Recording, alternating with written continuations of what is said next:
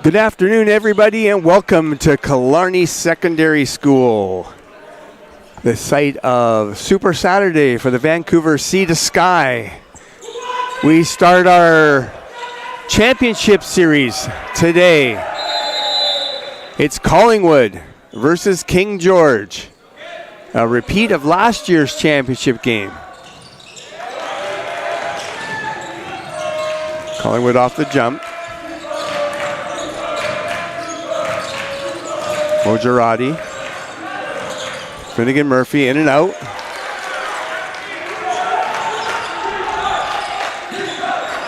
Kai Nickel.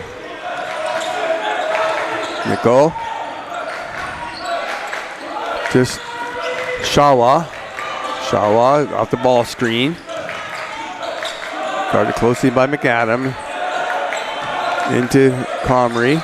Long three. Doesn't go. Offensive rebound by Comrie.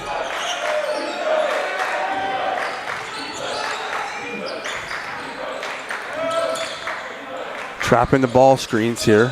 Nice steal by Sam Lee. Lee.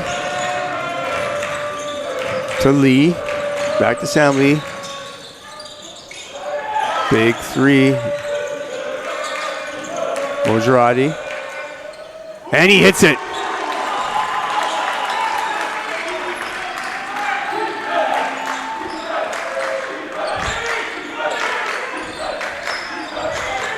Man-to-man pressure here by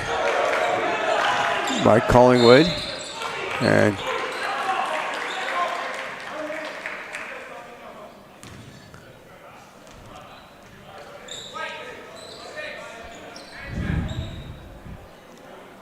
Tony Lee, that's his first personal.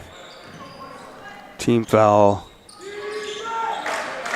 number 1. 3-0 Cavaliers here early. Shawa going to the rack. Doesn't go. Look at him. Min Murphy with the three.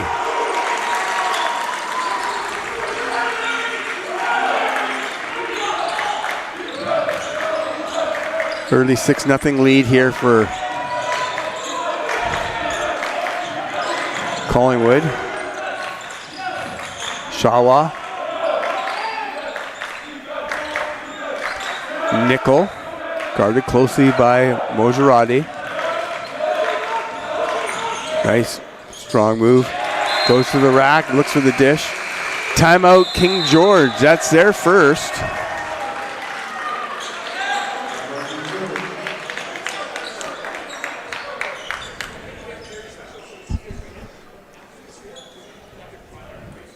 As I said earlier, this is a rematch of last year's very entertaining AA Vancouver Sea to Sky final.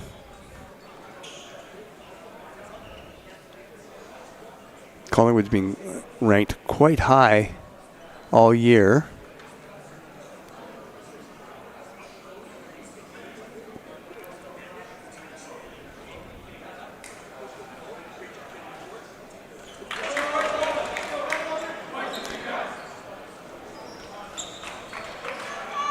Collingwood, coming into this game, has a 25-4 record this season. Their only loss since Christmas was to Summerland, an 85-68 defeat in the Cav Classic final. And they were TBI finalists, but one of their 4 losses was against this King George Dragons team. Mojarati kicks back out to Sam Lee, to Murphy. Hits it.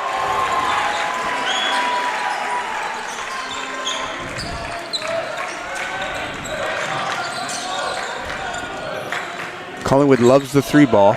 They've had 3 so far. 9-0 early. Just over 7 minutes left in the first quarter.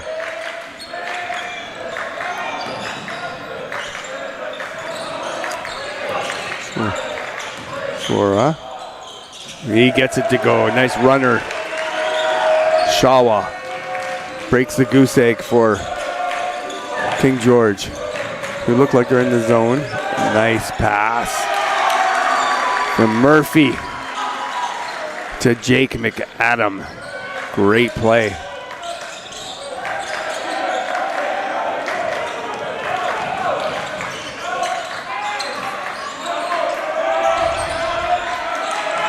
Good on-ball defense by Collingwood early on here.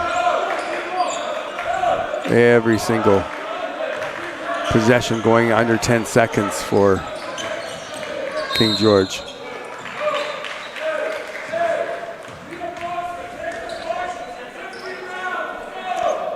Foul on Sam Lee. His first, team number 2.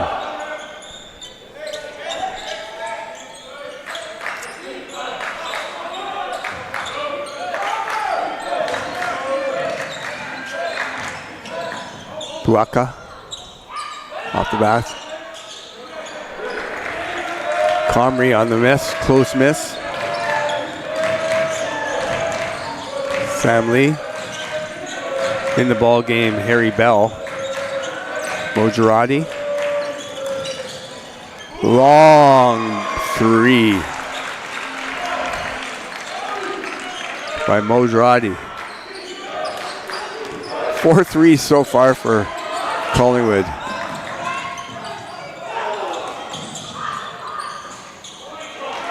McAdam with the rebound. Mojarati. Sam Lee. His 3 attempt doesn't go.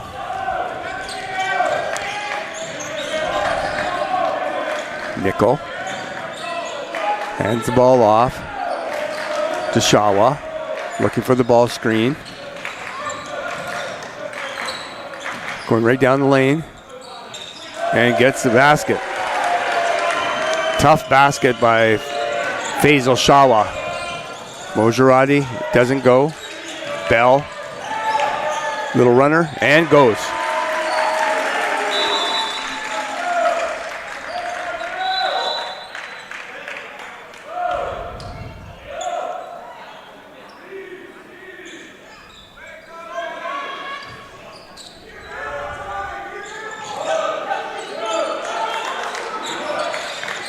Nickel.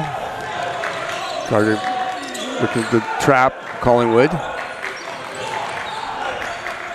Puaka turns the corner and gets it to go. 16-6 Collingwood. 4:30 left. Mojarati. Another 3. That's 9 points for him.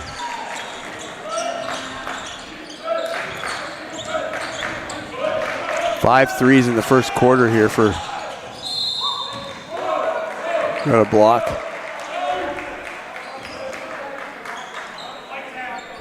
White at 10. Finnegan Murphy, his first foul. Team now with number 3. 3-0. 3-0. There's a foul count. Collingwood with 3. Elliot McNeil into the game for Collingwood, giving McAdam a rest. Puaka doesn't go. Sam Lee. Lee.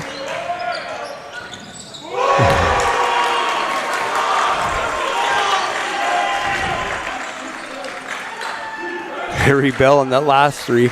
That's 6 threes, folks. Collingwood filling it early.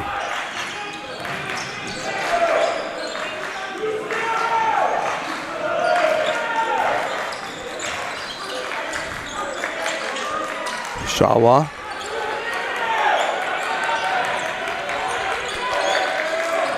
To Nickel. Looking. Steps in. Doesn't go. Bell.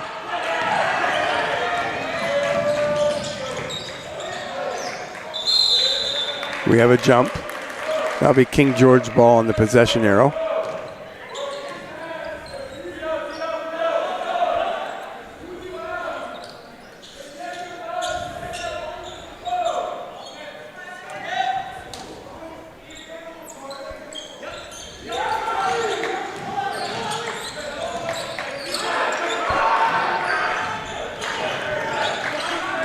Puaka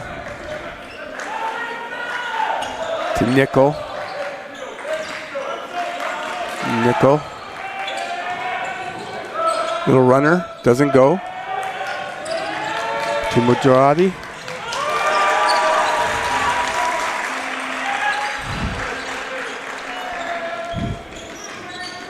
Well, I have to say this wasn't expected early. Lots of time still to go here. But Collingwood has just come out flying. Shawa, right to the rack, it doesn't go. Gets his own rebound and it goes. 6 points for Shawa early on here. 24-8. Collingwood just over 2 minutes left in the first quarter.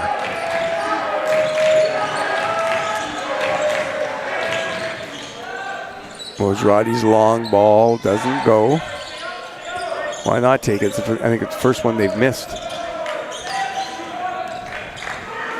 Puaka.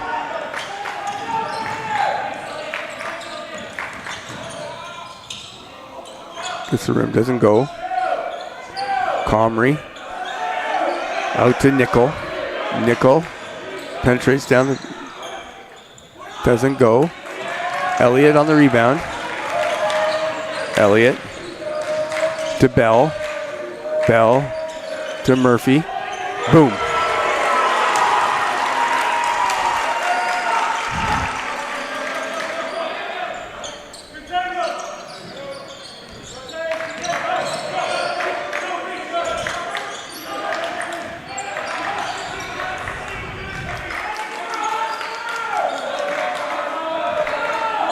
Shawa at the top, looking to go.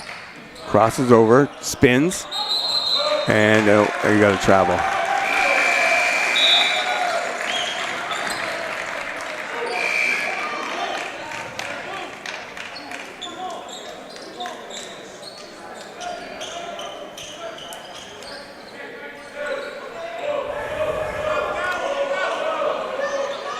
(27-8) Collingwood. 1:03 left in the first quarter.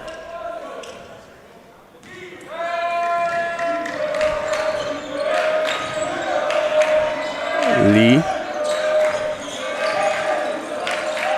to Breck ball to McNeil. Breck ball. Sam Lee. Ball. Lee looks inside. McAdam.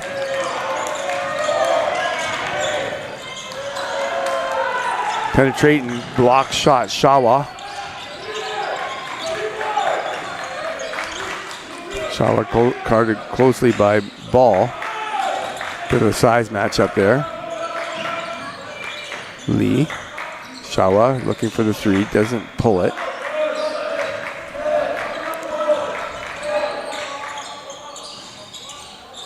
Doesn't go. Rebound. McAdam. Oh, turnover.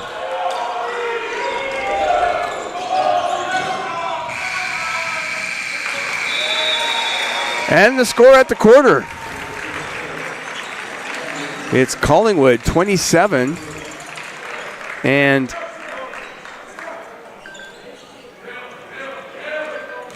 King George 8. We'll be back in a second, folks.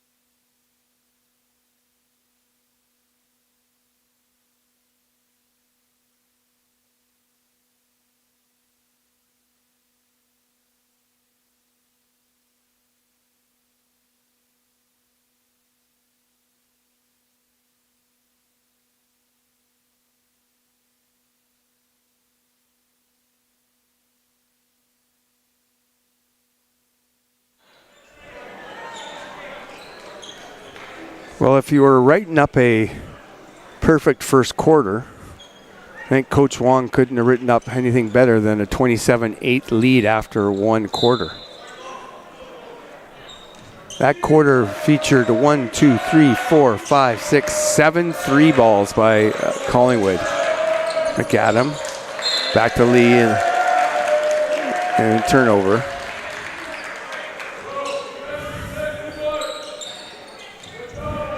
Let's see if King George can chip their way back into this game. Good hard on-ball defense by Collingwood. Nice move by Bud Shawa.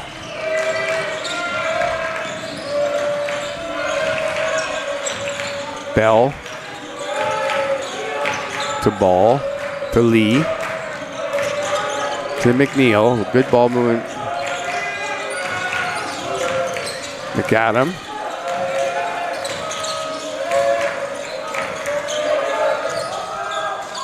Three ball doesn't go. Lee. Shawa.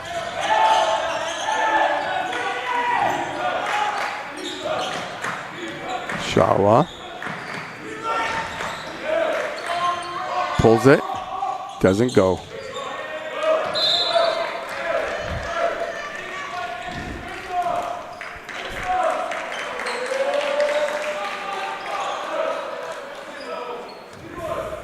McNeil out of bounds. Sam Lee to Ball to McNeil to Sam Lee. Step back three. Doesn't go. Now Sam Lee hasn't scored in this game yet. He's a 42% from three player, averaging 22 points per game. Oh.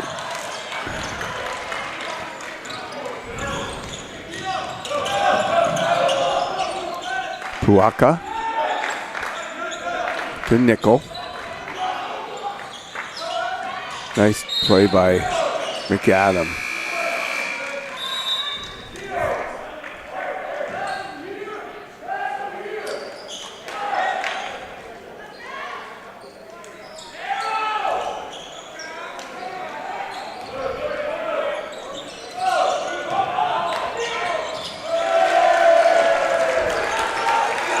Big basket there by King George. 27-12.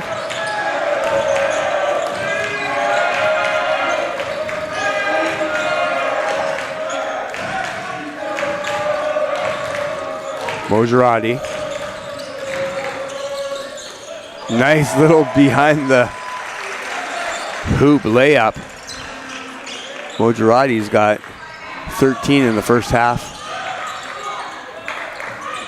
Murphy Mojarati back into the game for the Cavaliers. Shawa looking to get to the rim.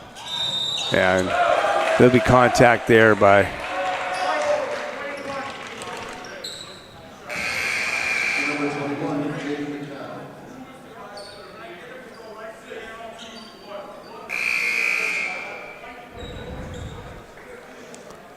foul on McAdam. 2 for Bud Shawa.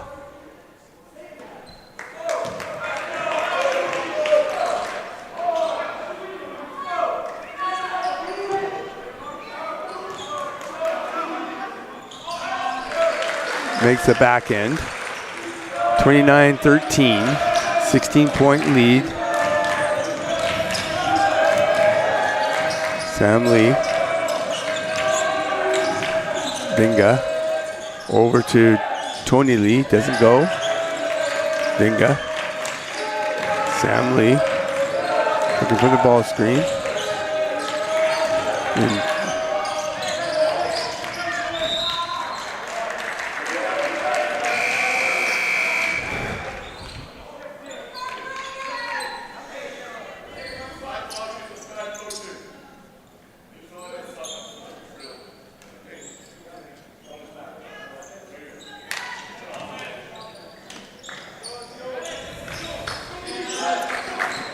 Nickel. Guarded costly by Lee.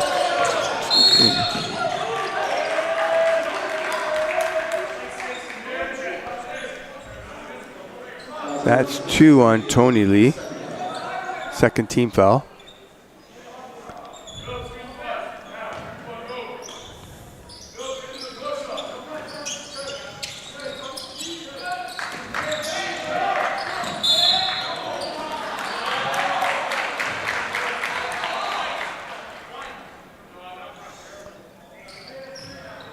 Mojarati on the foul there, team foul number 3. I don't know about that one. Thought he got all ball there, but ref's closer than I am. Nickel.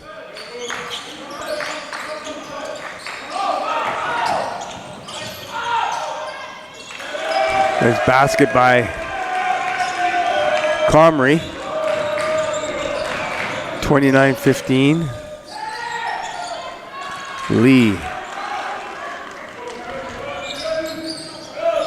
Still over for the game.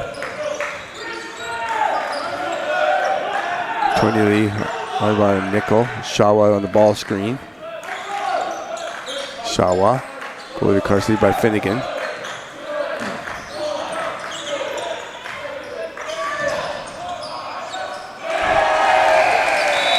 Comrie gets 2, and all of a sudden, it's a 29-17 ball game. And Collingwood still ahead by 12, but you feel a bit of a momentum shift here.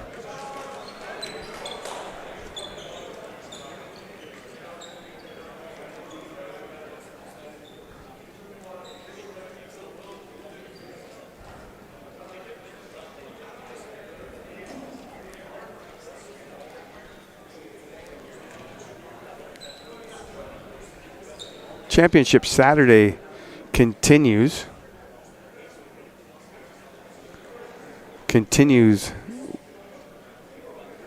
with our AAA game. Windsor versus number 1 ranked St. Pat's. And then Quad A, VC St. George's.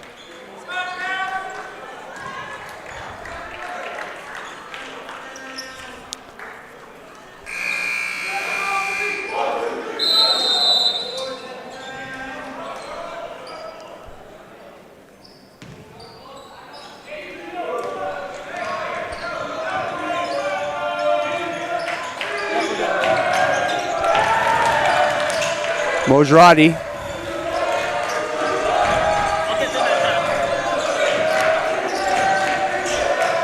Mojarati. Baseline. Collingwood's gone a little cold here in the last few minutes.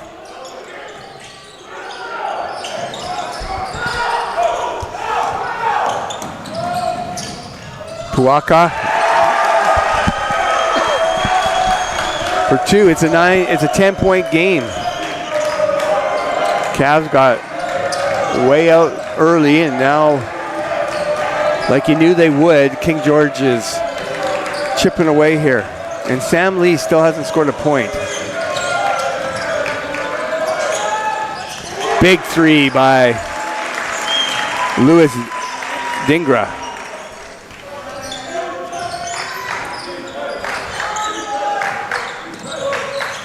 Nickel, guarded closely by Lee. Nickel, Puaka. Waiting for the ball screen from Shawa. Turns the corner. Doesn't go, but a tip in by Comrie. Mojarati hits 3. His 4th 3 of the first half.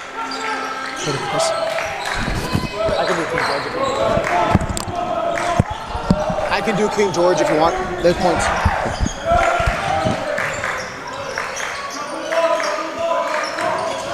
Shawa, guarded in the trap. Mojarati steps in front of the cross court. Tony Lee. Mojarati. Doesn't go.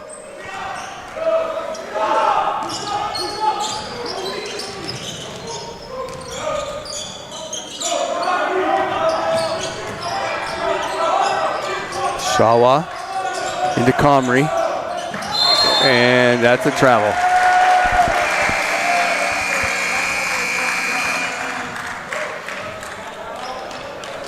So it looks like Collingwood got out to a pretty big lead here to start this game. They did. It was a big lead, and these guys have slowly chipped away at it. Right. My last count, 8 threes. Wow. 8 threes. Well, I was about to say I don't see King George in their normal 2-3 zone, but I guess that's what 8 threes will do. Yeah. Get you out of that zone pretty quick. And Collingwood, I think, is a lot deeper. We've played both teams. This is Kevin Sander here, athletic director and coach at Lord Byng. We've played both these teams this year, and we know King George pretty well. They're always going to hang around. But, Collingwood's pretty deep. Obviously, both teams are very well coached. It'll be interesting to see here if King George can make a little run to make it maybe, 9-8 point game at halftime. Most of King George scoring from the games I've seen this year comes from Fazel. Number 16, looks like it's pretty spread out right now. Comrie was having a bit of a struggle at the beginning of the game. Coach took him out, came back in, he scored 6 straight, I think, or close to 6 straight for... Well, he's the difference maker. If he's playing well as well and scoring, defending the rim, might have gone back to their 2-3 here. There they are, back in the 2-3. Lee up top, Mojarati. Murphy doesn't go. Corner 3. Big 3 minutes there for King George. Puaka to Comrie. On the baseline. Puaka doesn't go. Comrie got the offensive rebound and put back. Looks like a foul on Murphy. And that's going to be his second. And that'll be 14 foul. So for the last 3 minutes of this half,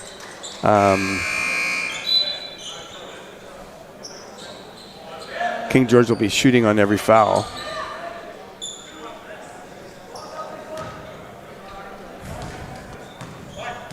Charlie Comrie on line for 2, hits his front end. Oh, I put those circles in there, yeah. He really is a difference maker. If he's scoring, secondary scoring for King George is good. He's up to 8 points. Sam Lee, a 42% three-point shooter this season. Come back to Mad now. Hasn't scored a point in this game yet. Wow. Mojarati, turnaround jumper. Oh, and he hits it. It's a tough shot. King George went back to their man there. That's a tough shot. Dingra. Thought maybe a bit of a travel there, but Nickel looking in for Shawa. They're really loading up on him. Yeah. Wow. And a nice basket. Wow.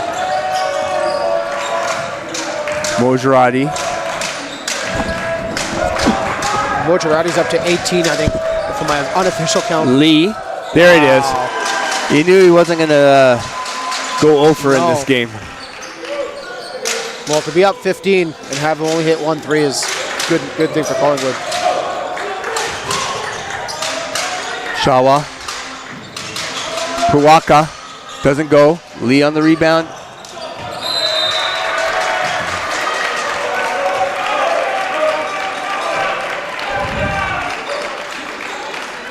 Just under 2 minutes left here in this first half. A very, very quick first half.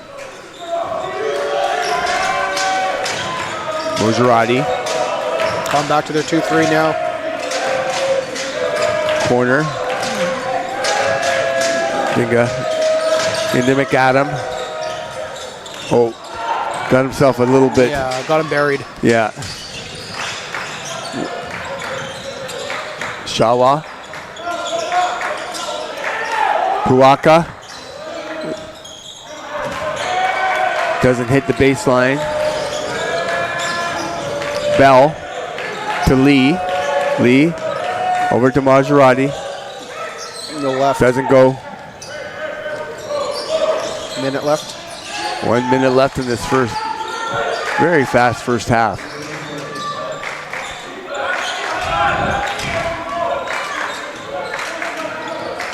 Shawa trying to back him down. Nice move. Strong move. That's 10 for him. 13-point lead. Under a minute left. King George switching between man and zone almost every possession here. Tough shot. And goes. Tough shot.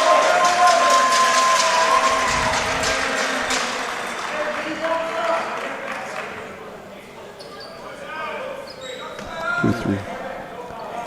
That might be their first foul of the game. I was looking at that. That was their first foul, at least since I've been here. Yeah, they didn't have any fouls in the first half.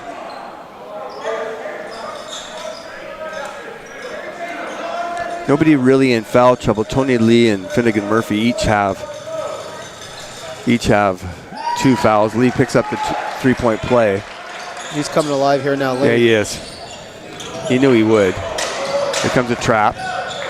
Oh no. Shawa. 1 second differential here before shot and game clock.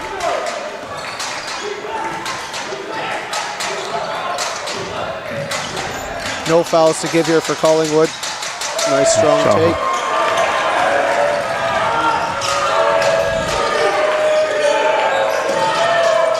It's a tough one.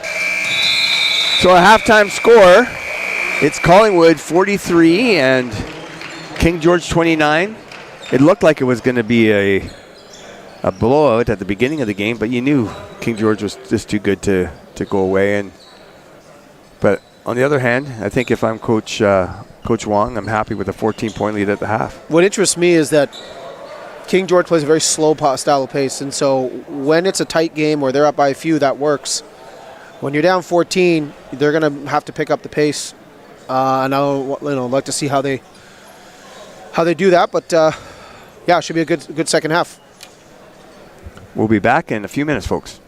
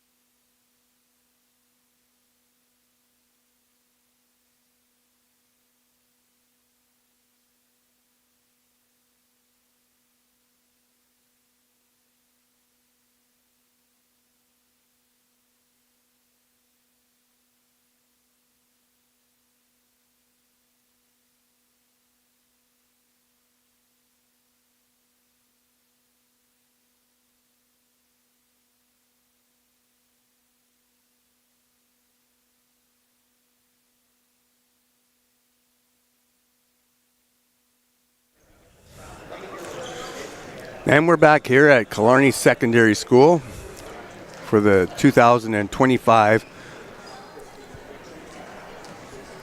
Vancouver Sea to Sky AA Basketball Championship game between the Collingwood Cavaliers and the King George Dragons.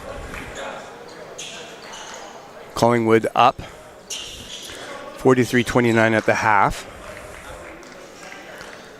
For the Cavs, Amir Mojarati leading the way with 18 points, including 4 threes. For King George, Faisal Shawa with 12 points.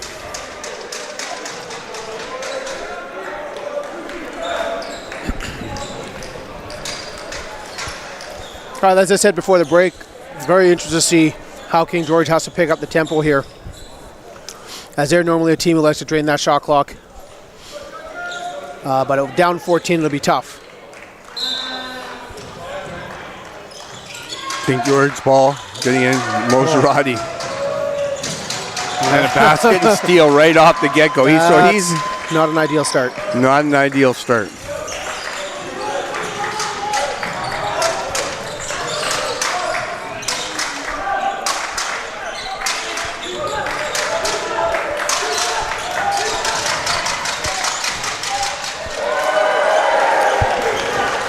But Shawa answers right back. Trading basket's going to be tough here for King George. Yeah. No travel.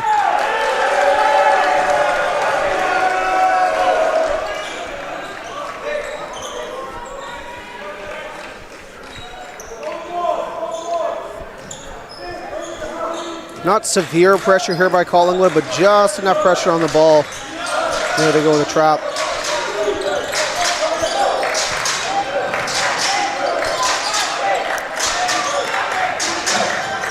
Shawa looking to go. Really loading up on him. Help under the rim.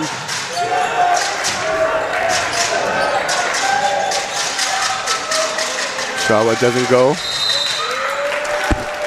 Anytime he looks to drive, he's got number 6 under the rim.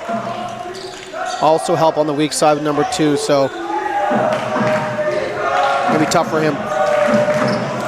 Sam Lee controlling to Maserati. Tony Lee to Maserati. Maserati kicks out to Lee. Doesn't go. Murphy on the rebound. Tony Lee to Maserati. Going to drive. Late foul call there. Yeah. Not many fouls. No. Not many fouls at all. That's just their second team foul of the game. Wow. Mojarati. Deep. Deep 3. Crazy thing is he's hit these. Lee. Now Maserati, I think he had 18 at half, maybe up to 20 now. Yeah, he's got 20, and Sam Lee is now up to 8. And he was quiet for the first quarter and a half. White 21 with a foul there. That's McAdams' first.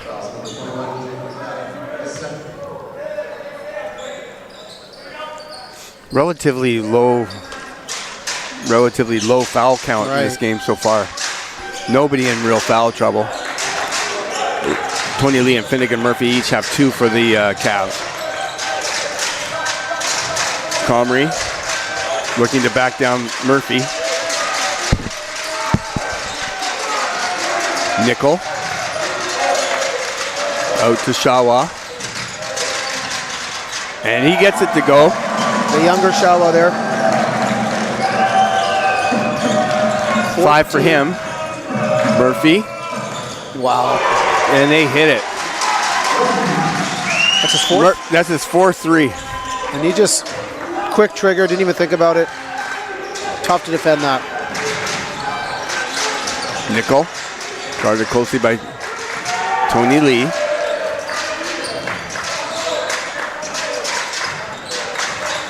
Nickel kicks out to Puaka, doesn't go.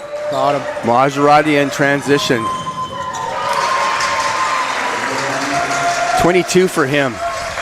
You know, in a game like this, too, even if King George loses, but if they lose by a blowout, that could hurt them in the rankings as we get ready for provincials. Absolutely. Because in our earlier game, in that AAA game, both teams had punched their ticket. That's right. But the third and fourth seeds, that's a big difference in seeding. It is. And it was a 2-point game. Right. McGee beating Tupper. Shawa step back three. Doesn't go. Oh. How many times do you see that happen?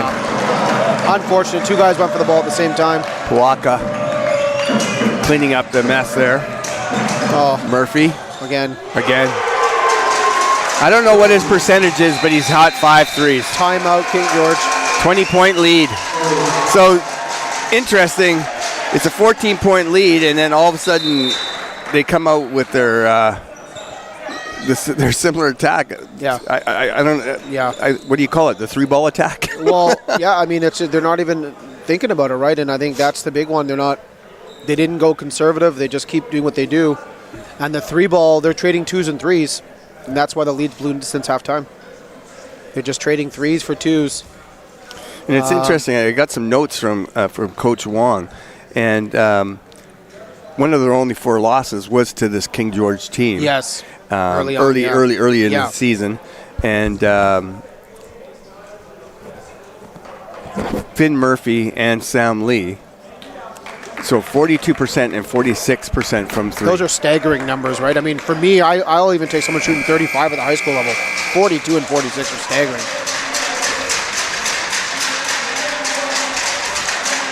It says there they're averaging almost 100 points per game. That's incredible. Yeah, but when you shoot the 3-ball that well, yeah, you're just trading 3s for 2s, and according that new metrics that they have, they average 95.9 points per game. That's number 1 in all of BC. And they played a lot of 4A and 3A. They played us. They played Lord Byng.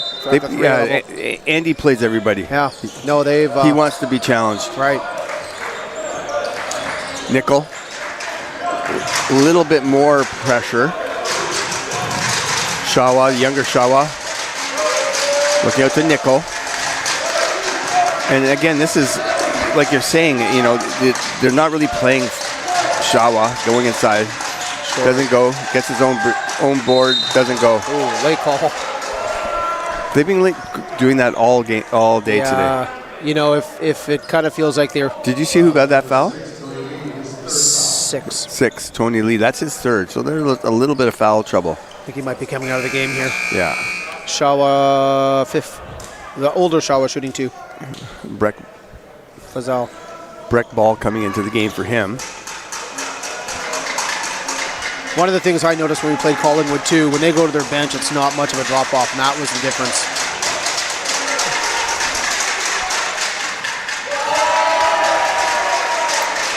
Shawa misses the front end.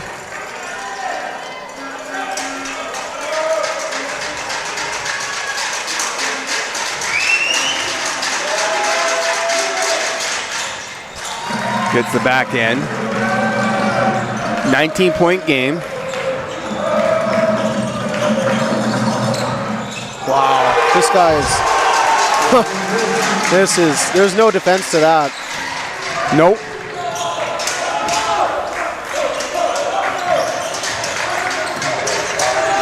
Just watch it as a spectator. I don't even know what to say anymore. Well, there's no defense. He's just unconscious right now. He's just catching the ball and shooting, not thinking about it.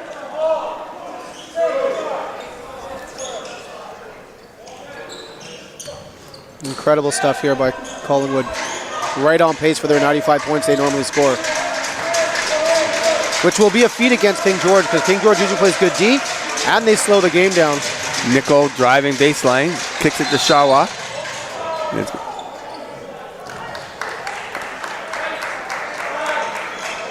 I don't know about that one. Yeah, tough one.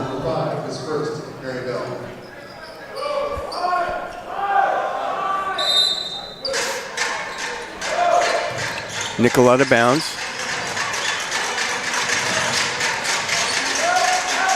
To Faisal Shawa. You think he's going to pull it left? Somebody's got to step in there. Lee To Mojarati.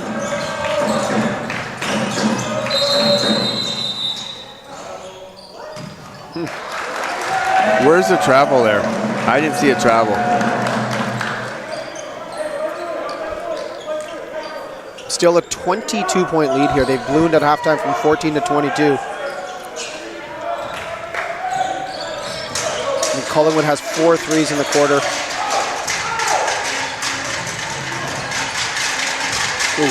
Basil Shawa. He's their only scorer right now. Yeah. Comrie's kind of gone. And he's not even on the floor. Yeah. Mojarati.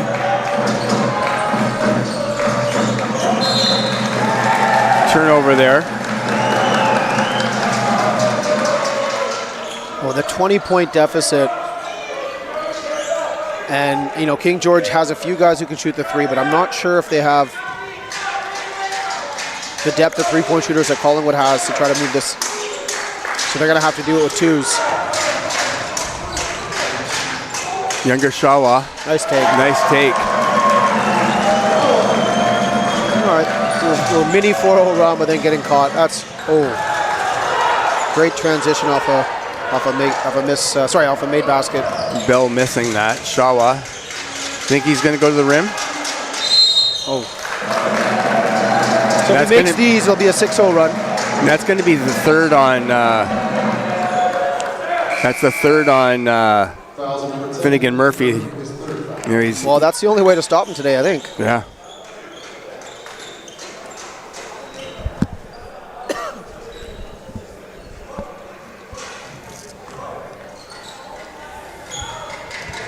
But again, when we played Collingwood, their depth, when guys came off, there was no drop off.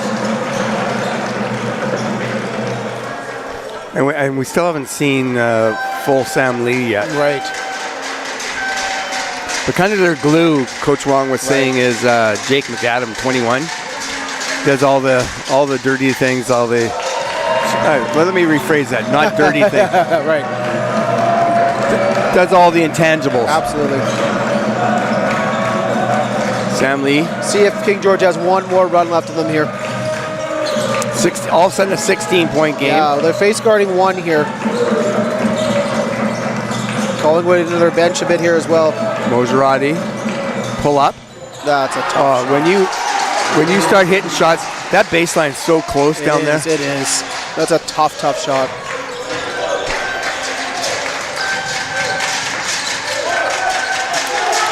Puaka. Out to Nickel.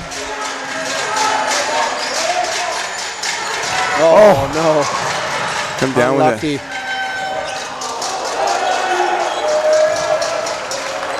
Thought it was a good no call there. Yeah. Breck ball. Foul on Puaka. That's his second.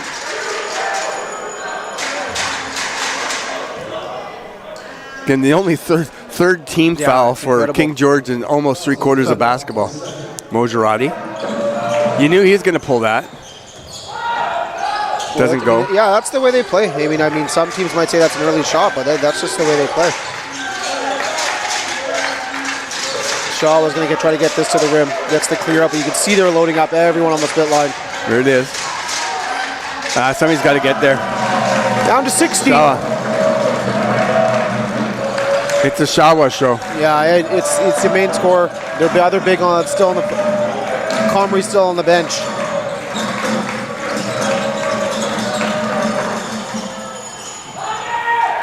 All right, got a little bit dry here.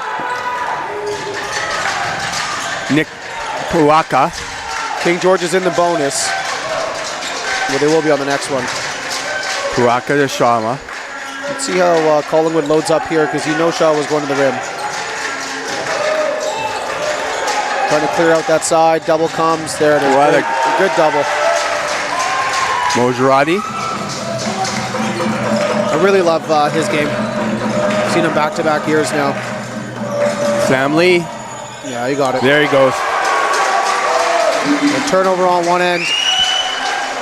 Easy three on the other. Puaka. Back to Nickel.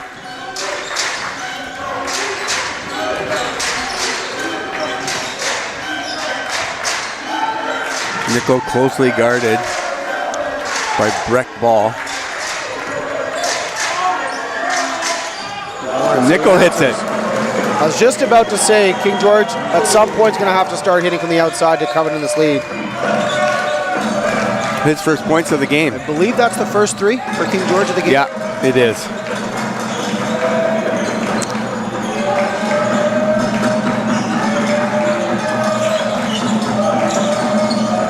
Mojarati, 10 on the clock. And he gets to the rim. 3. Abud Shawa, that's his second.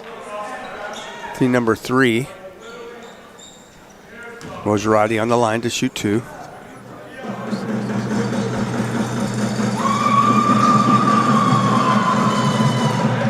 So the most staggering stat I think of this game right now, the 3-point line is 12-1. So Collingwood is plus 33 from the 3-point line. I think that there's no doubt that's the difference right now in this game. 17-point game.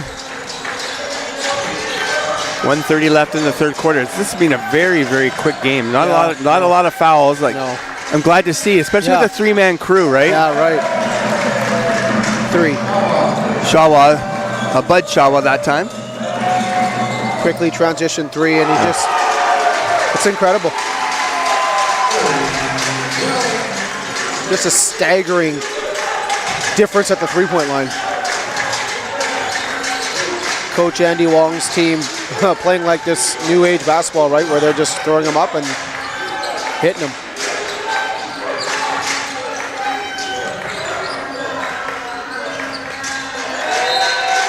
Time to shoot.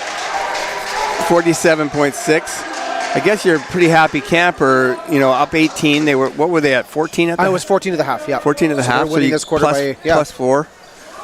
Because this is too good of a King George team to think they're just going to No, they won't wilt. They definitely won't. They're going to fight, but if they're going to continue to get threes. Nickel? Short. Oh, how many times do you see that happen off that?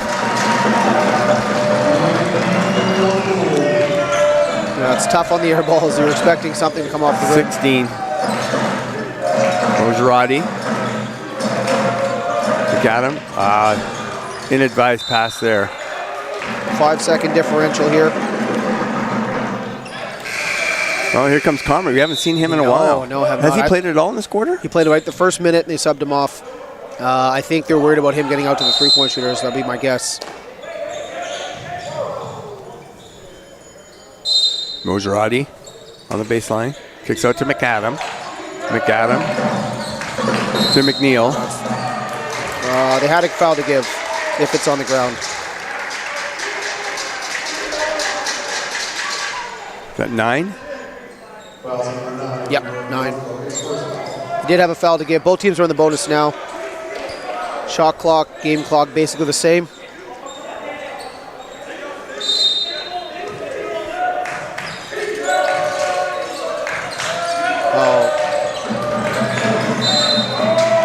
They're going to shoot 2. And not the guy you want to send there. Who did you call that foul on? Comrie. So both teams in the penalty. Mojarati shooting 2. Oh. You put the announcer jinx on him. Yeah.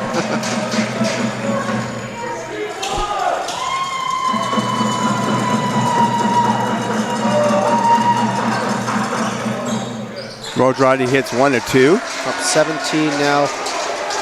See if King George can score here to take a little bit of momentum into... well, they hit a 3. They're back to square one. True. Guess where he's going? They got double and they got help behind. Oh. Tough shot. Lose the quarter by 1. So 68-53 after 3. If I'm Coach Wong, I'm pretty happy. Oh, absolutely. I mean, the interesting game for me will be, because Collingwood, obviously, you can see they love to shoot those quick threes. Will they go a little more conservative up 15 in the fourth quarter, or will they just continue to shoot them? That's what they play. So it'll be interesting to see when they sort of take the route of taking the shot clock down. So Faisal Shawa, he had 2, 4, 6, 8, 10 in that quarter. So he's at 22, and that's unofficial. But right. And then Amir Mojarati, he is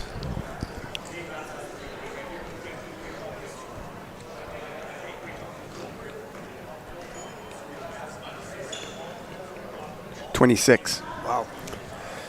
And then Murphy is 6 for something on threes. I think he might have missed 1 or 2. So he's like 6 of 8, 6 of 7. Yeah. Incredible. I mean, the 3-point line difference is right now plus 36 for Collingwood. And Collingwood's going to come in with the ball. Right. So it'll be interesting. You're 15 points right now. If they extend this thing to 20, it's going to be harder and harder, especially the way that King George plays. Correct. And as I said earlier, even if King George loses, if they end up losing by 25 and 30, that might be a big difference than if they cut it back to 10.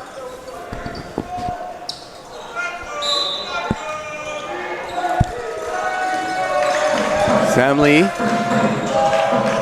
to Bell. Finnegan Murphy back in the game. Sam Lee, McAdam, Mojarati. Oh, wow. Bank 3 and oh my God. I believe the 14 3 they've hit this. I'm pretty sure it's 14 threes. Coach Andy Wong maybe wants to save a few of these for the LEC. So we talked about trying to chip away the lead, and then they come out with a 4-point play first possession.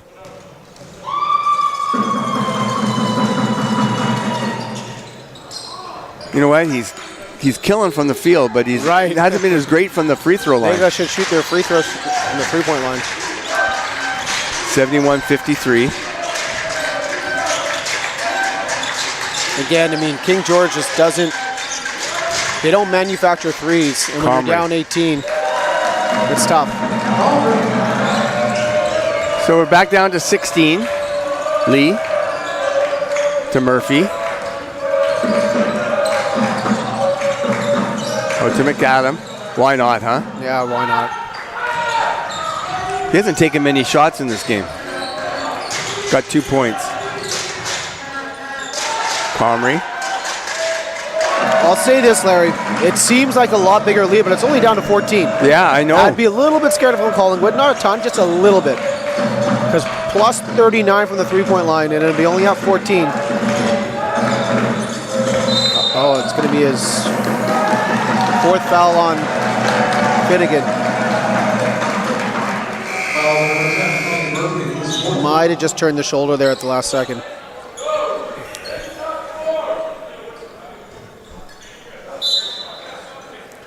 And of course, we're going 3-man crew here for the championship games because that's what they'll do at the LEC. Correct. Leaving Finnegan in the game here. 4 fouls. Oh, here comes the sub. Dingra coming in. Probably for Murphy, give him a couple minutes. Shawa. Just so strong. Down to 12. I think 24 of the game. Wow. I don't know. Just Andy a little time. I was just going to say. Just feel the momentum switching a little bit here. King George, fueled by their coach, it'll never go away. I'll give him that. So, Finnegan Murphy has 4. It looks like he's out of the game now. But, Collingwood has a lot of weapons. We'll see if they devise anything to try to keep Faisal out of the lane. Because he's just getting to the lane right now. But we've got a game here. Yeah, we do. He's strong. Faisal gets to the rim. You think he has nothing there, and he gets to the rim. And 8 minutes to go. Yeah, lots of time. Nobody in foul trouble on King George. Really only Finnegan Murphy, the one in foul trouble for Collingwood. So hopefully for the neutral spectator, it's if we get this under 10, it should be a game here. Earlier results, we had McGee over Tupper by 2. Yep, 72-70. And prior to that, it was a blowout, and I can't remember the exact score. That Notre Dame. Notre Dame beat West Point Grey. Okay. And Handsworth was beaten quite easily by Kitsilano. So Kitsilano will be a big fan of Vancouver College. Yeah, we were a lot of talk on that in the broadcast. Yeah, big fan. Yeah.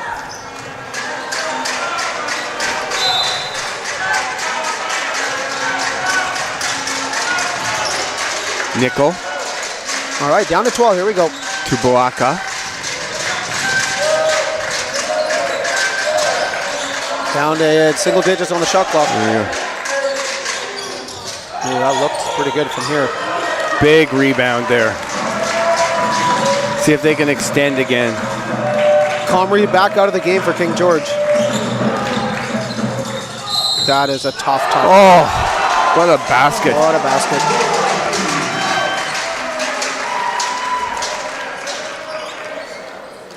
Blue 0. That's 3 on Puaka now. So that's the first time we've even talked about any foul trouble for King George. Mojarati, I mean, anytime they need a clutch, since I've been here, he's had 2 fadeaways, and then that one there, just huge buckets. Close to 30. Close to 30. And then again extends it back to 15. Oh, exactly, huge bucket.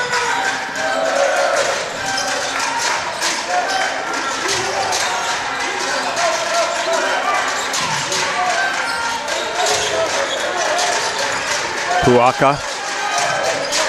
Down to 10 again. Where's he going? Of course he's going to the rim. Sam Lee in transition. Wow. And there you go. Nice transition basket by Bell. Nice pass by Sam Lee. Up to 17 again. So they had it down to 12, 5-0 run.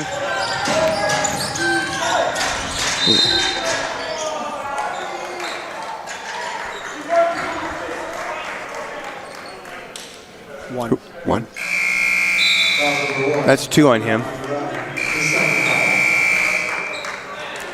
Timeout King George here.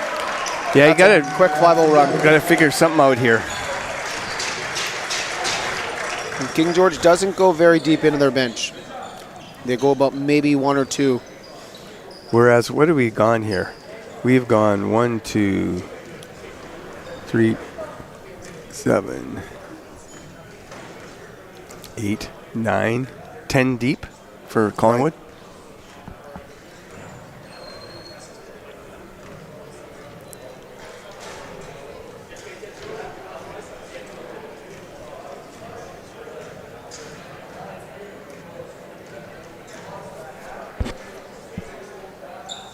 We've got our 3A final coming up next. No surprise, St. Pat's in the final against a big Windsor team. Yeah, it'll be interesting because 2 different styles. Yeah, Windsor has just had an incredible athletic year with this senior group, this senior class. They won soccer, they won provincially, won football, and now challenging for basketball. Yep. But until somebody knocks off St. Pat's. Right. Well, St. Pat's is just so seasoned on these games, right? They've played so many of these, and that's where that experience is worth a few points. That'll be but the size of Windsor will cause anyone trouble. Right? They did it to McGee. All right. Here we go. 7:06 left. Collingwood on a 5-0 run.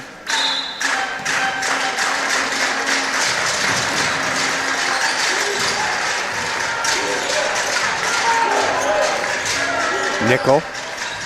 Taking a long time to get into their set here. Yeah. And of course they're denying Shawa.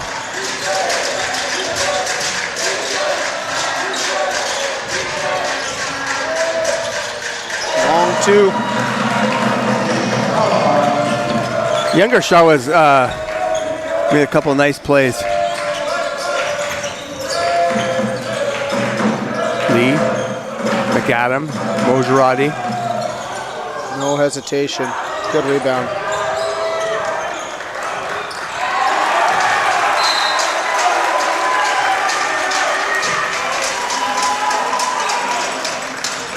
Nice rebound by Dingra, or at least contested rebound to keep the ball then.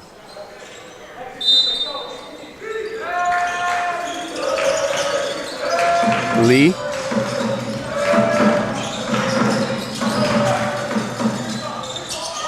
Pull up. Yep. You know, he's quietly into double digits. Yep. But he's been their main catalyst all the way through. Well, to be up 17 and to be their third leading scorers. Mojarati. Testament how deep they are.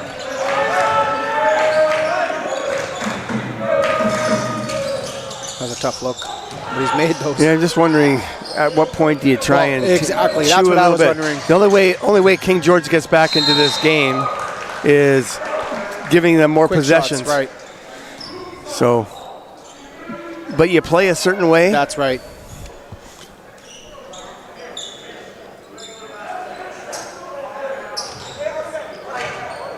.21, White. And that's his second. 2 shots for Puaka. You say they might have said 3 down there, but I'm not sure. Nickel on the line. Misses the front end. I think it's Puaka on the line. Oh, is it? Yeah, it is. You were correct. Puaka. Misses the first of 2.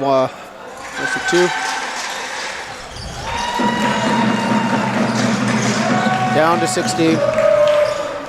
King George got It was that start, you know. Yep. It's been a very even game since then.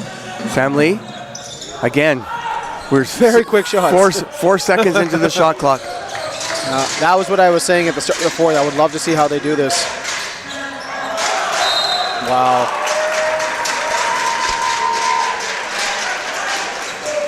Of course, you and Eves will be doing the AAA and the Quad A. 4's enough for me. Can't talk anymore. Quad A, we got 2 familiar foes. Yeah.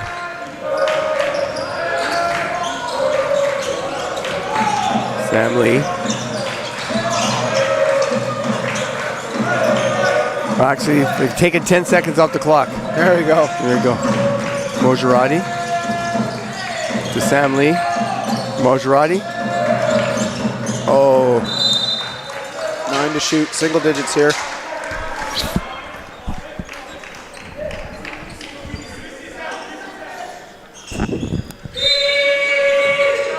Five minutes left.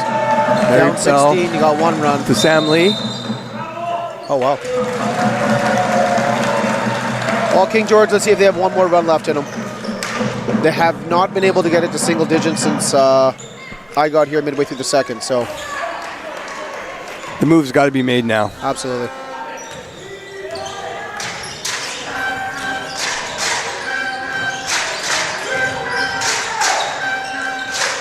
Nickel to Puaka. Kick back out to Nickel. He hits it. What they needed. Second 3 of the game, I believe. 13-point game all of a sudden. Wow.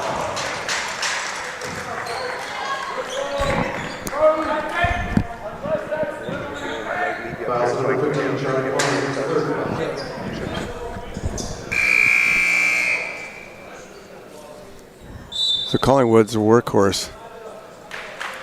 Jake McAdam on the line to shoot 2. Murphy back into the game with his 4 fouls.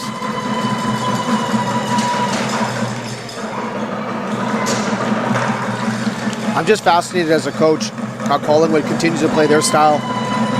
Up 13, quick shots, but that's what they do. Misses both. Shaw with the rebound. Chance to make it 11-point or even a 10-point game. Shawa. Comrie hits it. Down to 11.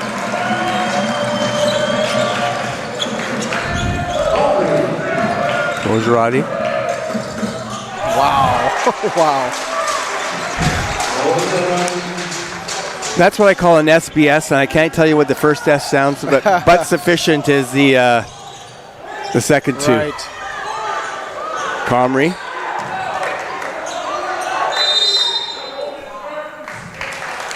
Unbelievable. That looks like his 5th. Fouls number 10, Murphy. This is his 5th foul. Just fouled on Murphy. Great game for him. Really great game, but you know what? That's where you wanted a little bit of common sense by the official. Was that a 5th foul? I don't know. Guess if it's a foul, it's a foul in a game like this. Down, so they're in the bonus now. Wow. Hits it. Fazal Shaw down to 10. Who's going to step up here for Collingwood? Mo Girardi's been doing it all day. Sam Lee. Had a foul to give.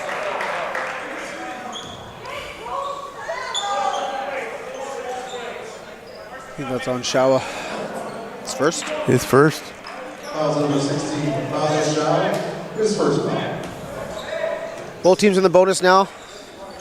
Let's see if King George can get into single digits.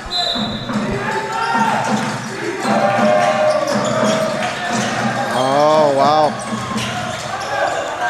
Wow. Turnover. Can't have that for Collingwood down, they're up 10.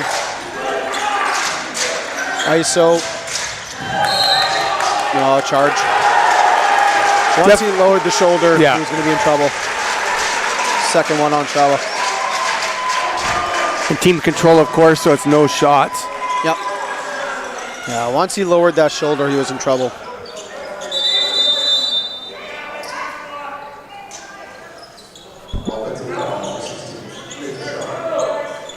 Again, I may be overstating this, but I'm just fascinated at when, as a coach, even when you start limiting those possessions and trying to milk that clock. I always tell my teams, if I'm up 10, the one thing the other team needs to come back is the ball. Yeah. You know, even if you take a 30-second violation, that's 30 seconds off the clock. Yeah, exactly. Those quick shots, I mean, I'm not here to question Andy. They're up 10 points and they're playing well. Especially because King George doesn't really put any pressure up the court.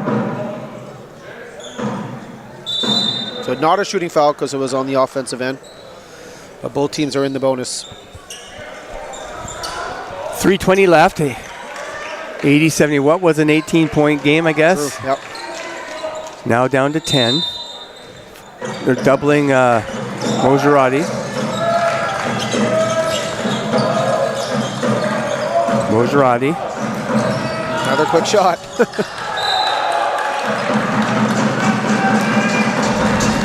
Seven seconds off the clock.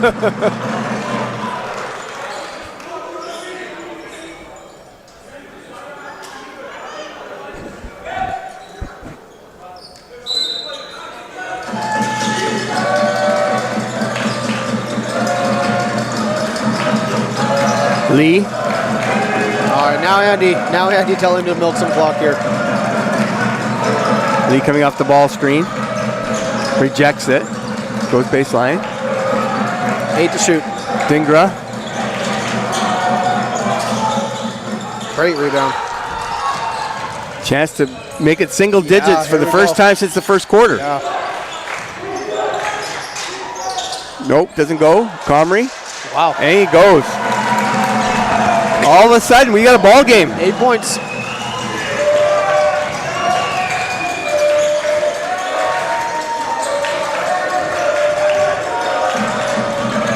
and a half minutes left. Oh, offense. Extended the arm. And look, Larry, as I said before, if King George even loses by 5, that's going to be a big difference, I think, in the seeding if they lose by 20 or 25 like they could have. Yeah. Down to 8. That was the third on Mo Girardi. Younger Shawa. Gives it to Big Bro. Here comes the screen. Shawa's going to come under. Oh, he gives it up. Nickel. Oh, that's a bad pass. That's a bad pass. Looked like it slipped out of his hands. Timeout, King George. Timeout. Oh, that's a 4-point play right there, right? Potentially.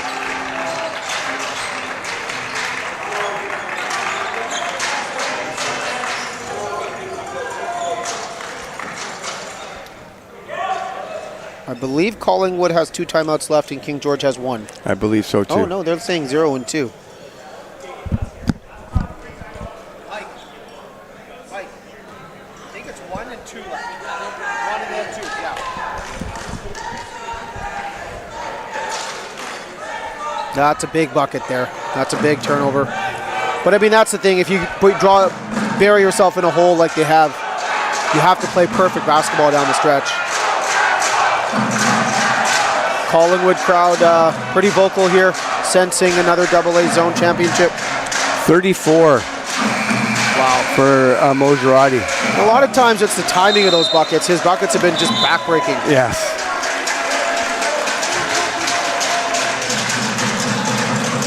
Finnegan Murphy was unconscious to start the third too, right? He had 2, at least 2, maybe 3 in the...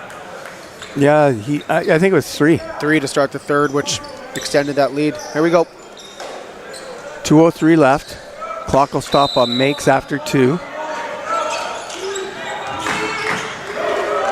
Goes Shawa. Pretty easy. Pretty easy. Shawa down to 8. Look at him. Wow. Dingra. They will shoot him. Unbelievable. 5 on the shot clock, or 5 off the shot clock. Mojarati. 1:30 left. Oh. Yeah. Big Turnover. steal. Oh, wow. Surprised there's no foul there. They didn't reset the shot clock, so they only got 11. 1:25 left. I would say King George is going to have to pitch a shutout here I believe so too. to trying to discuss the shot clock. Going to keep it at 11. I don't think it should have been anything but. No, I don't think there was possession by either team there, so.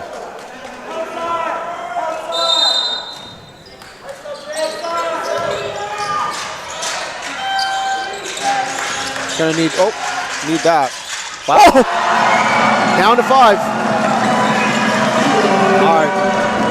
He said King George probably got to pitch a shutout, so they're gonna need to stop here. Will they finally use clock? Got a foul here. Unnecessary foul, I think. Yeah. Especially because you're shooting. You didn't need to take that one right Not now. at all.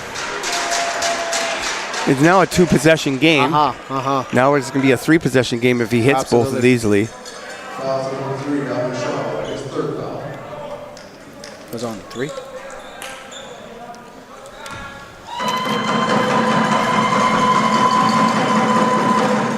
Wow. Rims out. All right, stays 5.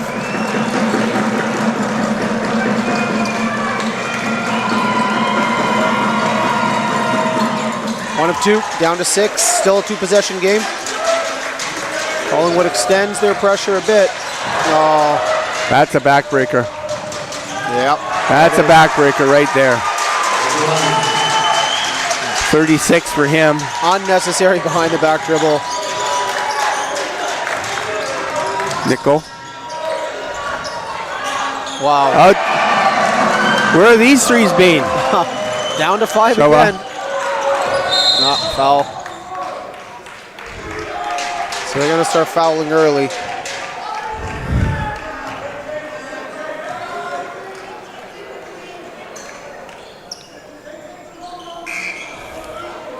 Well, you got to credit King George. They don't go away. Foul number 3 on the shot. Don't go away here. Down to a 5-point game, 50 seconds left.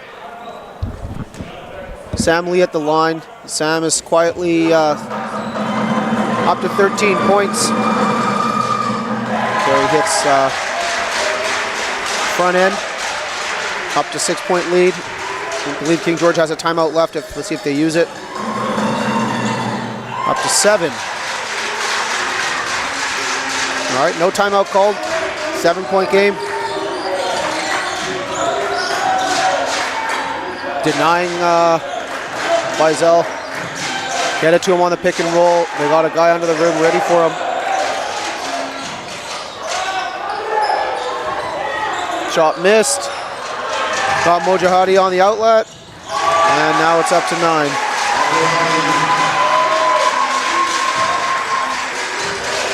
The unofficial count, I got him at 38 points. King George up against it now, down 9. Missed shot, got a rebound. And Collingwood out in the open court. Mojahadi fouled.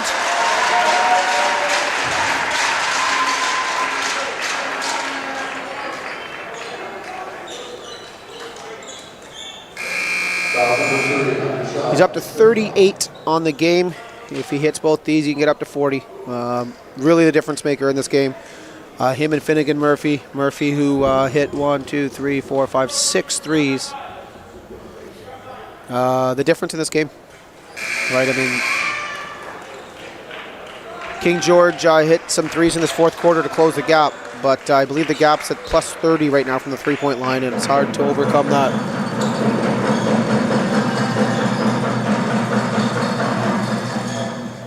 Up to 39.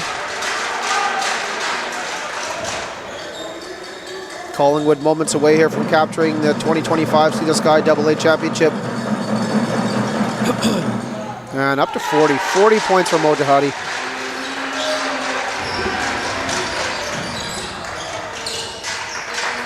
And a step-in 3 by Nickel. That's his 4th 3. And that's it. An 8-point victory, 91-83. Congrats to Collingwood and to Coach Andy Wong and his team on capturing the 2025 Vancouver Sea to Sky AA Zone Championship. They'll move on now to the provincials at the LEC in a few weeks. Interesting to see what seed they get, but the way they shoot the ball and play team defense, it'll be a very difficult out for any team in a few weeks. Teams ready to shake hands here. Really a well-fought game. I mean, there was no doubt on my mind that King George was going to make a run. It's just the way they're coached, the way they play. Fazil Shawa had a great game. He ended up with 36 points. 34 points. Keo Nickel had 12, all threes. The younger Shawa had 13. Puaka had 6. And then the big Charlie Comrie had 16. So again, it's Fazil carrying the load at 34. Mojahadi had 40 in the wing. So they'll do the trophy presentations here.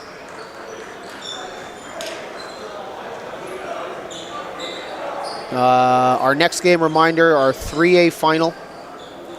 Good afternoon, ladies and gentlemen, and welcome St. Pat's and Windsor. and the award ceremony for the 2025 Vancouver Sea to Sky AA Basketball Championship. First of all, let's give two great teams a great hand for a fantastic final game.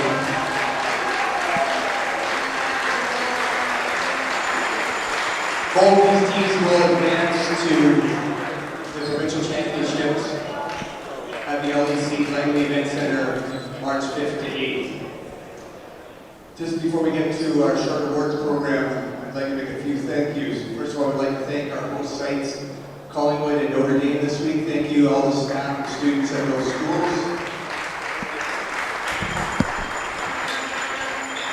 Thanks to Killarney for hosting Super Saturday. Thanks for your events to all the volunteers. Oh man, yeah. Get 42. And I always like to thank our Vancouver Sea to Sky executive who do a lot of work during the off-season. But one point it was 36. Yeah. 36 plus 36. Yeah, I know.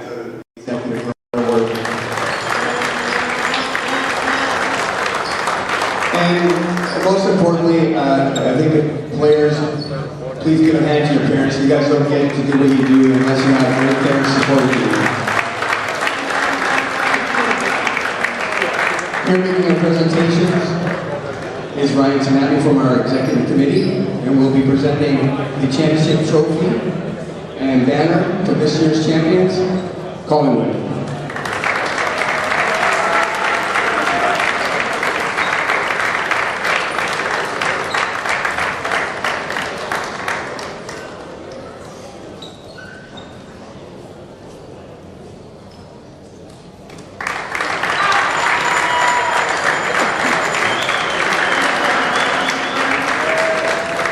Next up is the all-tournament team. Starting with the all-tournament team from our third place team, Adam Berg from Notre Dame.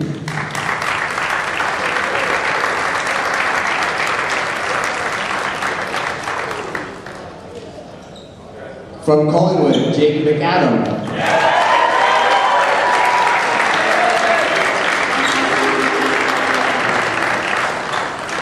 From King George, Basil Shawa.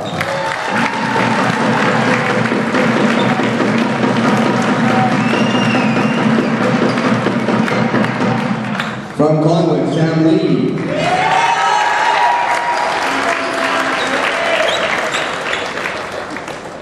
And from King George, Charlie Comrie.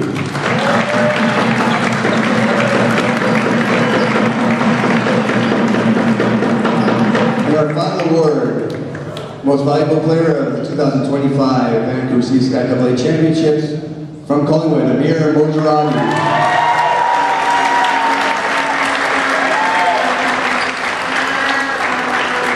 Thanks again, both teams. Congratulations. Good luck in 10 days' time, starting at the Langley Event Center. Stay tuned. AAA final coming up. St. Pat's versus Windsor. Thanks very much, everybody.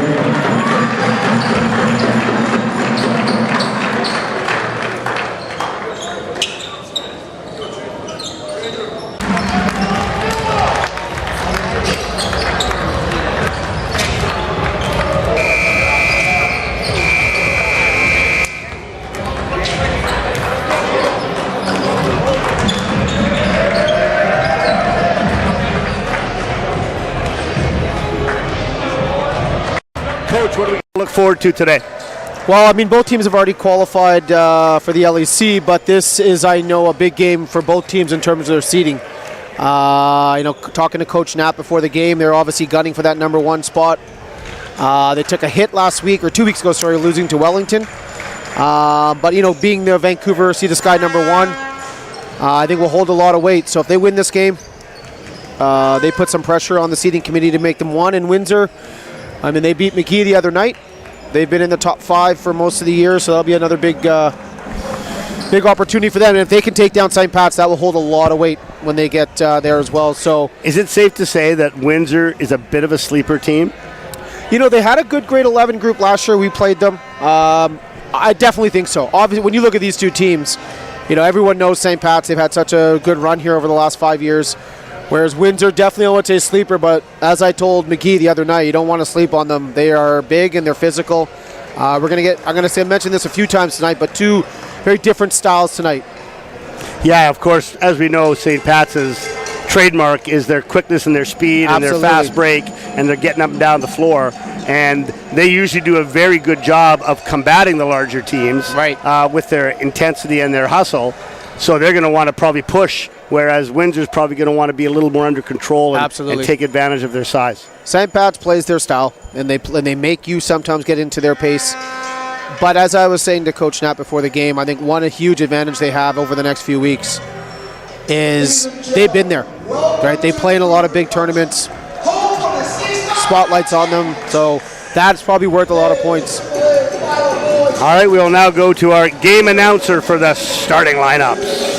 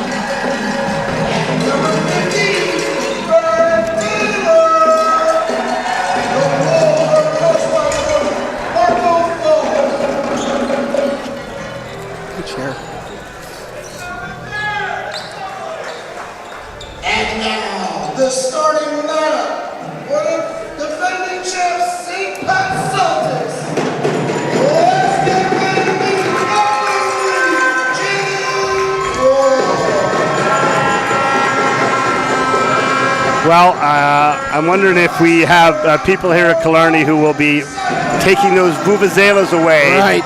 from St. Pat's, as those are not permitted. Those are not allowed. So hopefully someone will take care of that.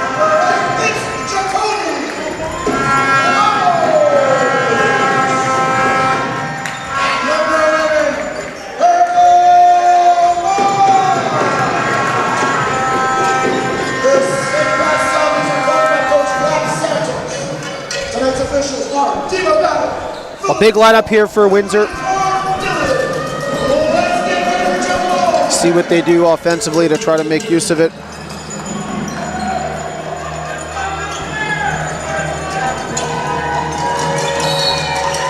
All right, the tip is up and controlled by Windsor.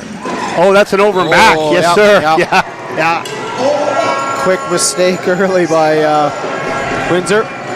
Yeah, you got to have both feet on the ground before in order for it to be counted in the front I court. put that on the passer. He was jumping in. Yeah, absolutely. Absolutely. All right. Riard with the ball. Oscar gives it to Delarmy. Ball's reversed again. Windsor coming out man-to-man. Shot fake on the three there by Riard. There's a three ball. It's up, and it's good. Emmett Ward opens up the scoring with the triple for the Celtics. I think that's Jacoby. Oh, which number was that? Number 8, Jacoby. Oh, I'm looking at the wrong team. Okay, everybody, listen. I just did 2 games of Langara. I'm a little tired. I promise you I'll get the teams right this time. Windsor just scored. I'm so rattled I didn't even see who got it. Jude Korchula with the 2 there. All right, now let's look at the correct roster.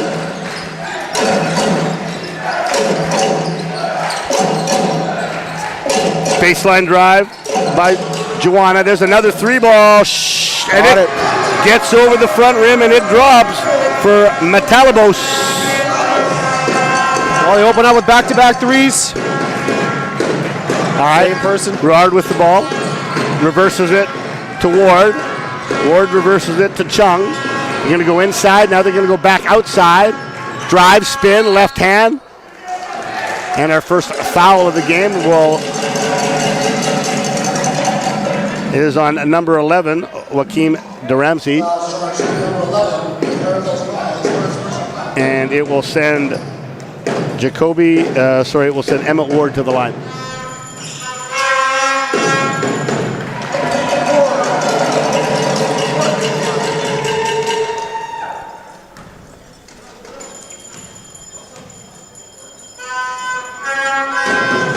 In and out on the second one.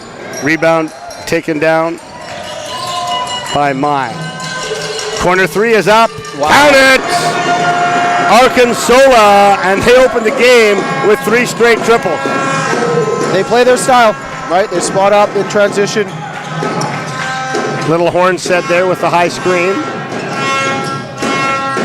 Ball's reversed all the way around to Riard. He comes off the screen, takes a long 2, and hits it. Oh, That's no, a they gave it 3. They gave it a I thought 3. he was on the line there, So but did I. the official's giving him 3. They needed that one. Stop the bleeding.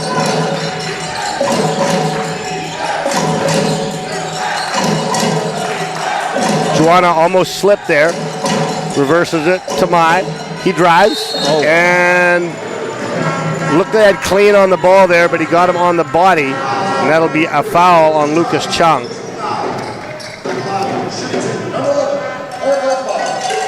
Two shot for Hercules.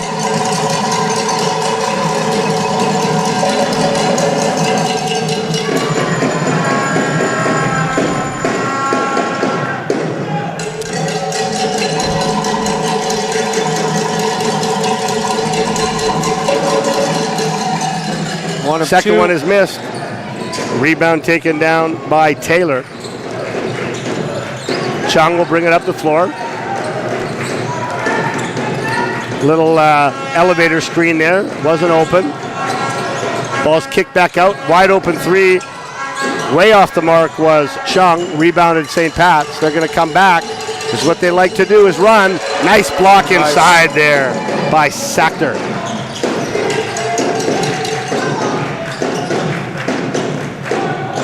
They do such a good job, obviously, in transition. Ball to the rim and then spot up. Taylor posting up.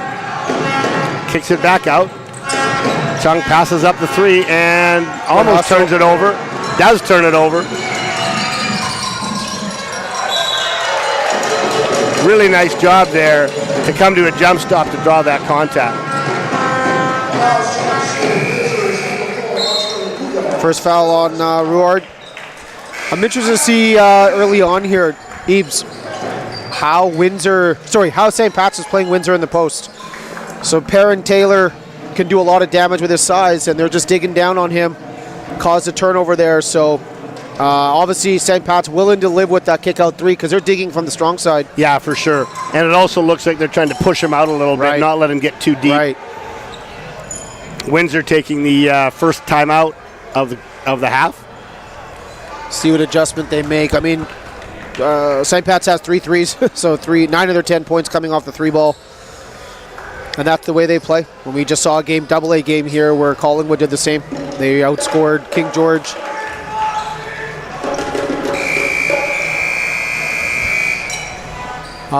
Windsor player went out of the game there. Looked like he dove for the ball. Can you see who that is? That is, I believe, Emmett Ward, number 8. Yeah, he seems to be holding his arm. Yeah. He was already taped up before the game started.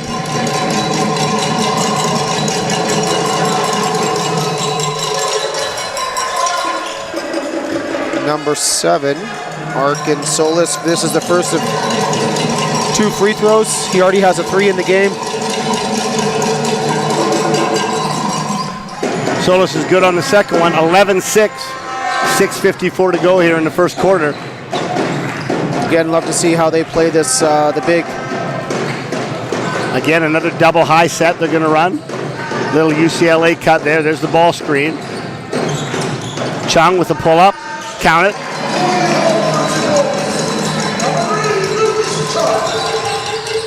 Quickly off the floor, hunting those transition 3s. Little pull-up from the elbow is no good from Metalabos. Chung going to get a high screen here from Taylor. Goes down the middle and gets right to the rack. Great. He impressed me the other night. When we played them, he really impressed me. Always looks composed. Yeah, he did a great decision off that screen and roll. Tough inside hoop there by Riley Santajana. First bucket for him. He's obviously a difference maker when he gets going. Well, Windsor just... Yeah, that's a good take again. Loose rebound. Windsor survived that onslaught early of 3s. That was always going to be big. Shot fake by Heracles. Ball goes out of bounds back to St. Pat. Big man's back. Emmett Ward is back in the game. All right, hopefully got taped up or took care of what they needed to there with whatever his injury was. I'm going to go out on a limb and say he might be a football player. You think so? I might be. Yeah, I think so. Windsor's had a pretty good athletics season. I believe they won the provincial soccer. Very well. Oh, nice curl play off that inbounds.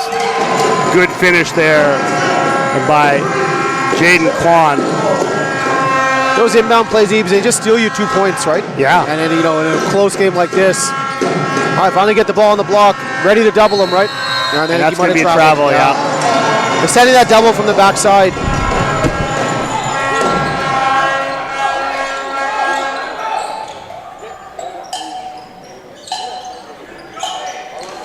St. Pat's inbounds. Little pull-up jumper from the elbow is long. Rebounded by DeRamsey. Chung will set the offense. He's trying to run a little ball screen here on the wing. And he's going to pull up again and in and out. Great rebound. Second chance. Windsor's got to win those ones. Yeah, absolutely.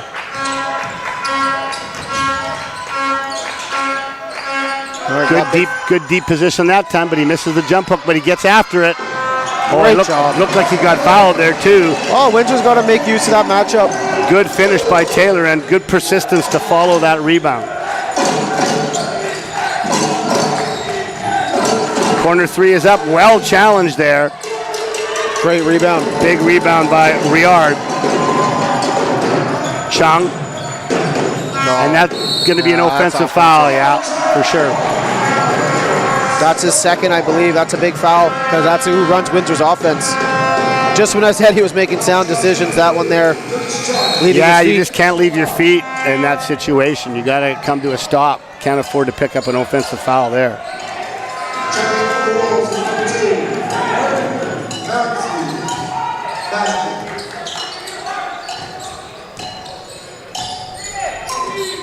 All right, Santa Juana. Lob pass. Well defended. Yeah, they set a little back screen there, but did not fool Emma Ward. Looked like a defensive back there. Just now it looks like Riard is going to handle the ball with Chung out of the game. He goes baseline, shot fake, kicks it out. Extra pass, three ball is up, no good by Mosney. But a good rebound there, jump ball. Quick jump ball. Yeah, a little quick. Like to see him fight for it a bit more, you're right. You see Windsor there turning down open threes. You don't really ever see St. Pat's doing that. No, definitely not.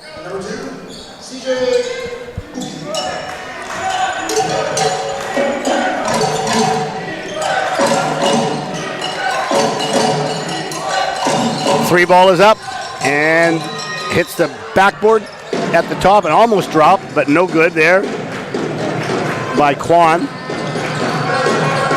High screen. Nice execution on that screen and roll. Great job. Well, it's that empty ball screen. There's no one in our corner, so there's no one helping. Little floater down the middle, air ball, but St. Pat's gets it back, but they're blocked. St. Pat's in a bit of a drought here. Yeah, since that early three triples, they've been pretty quiet.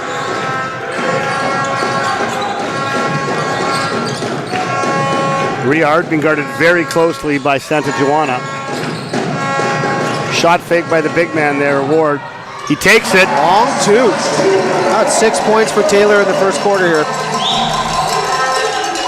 And Windsor takes the lead.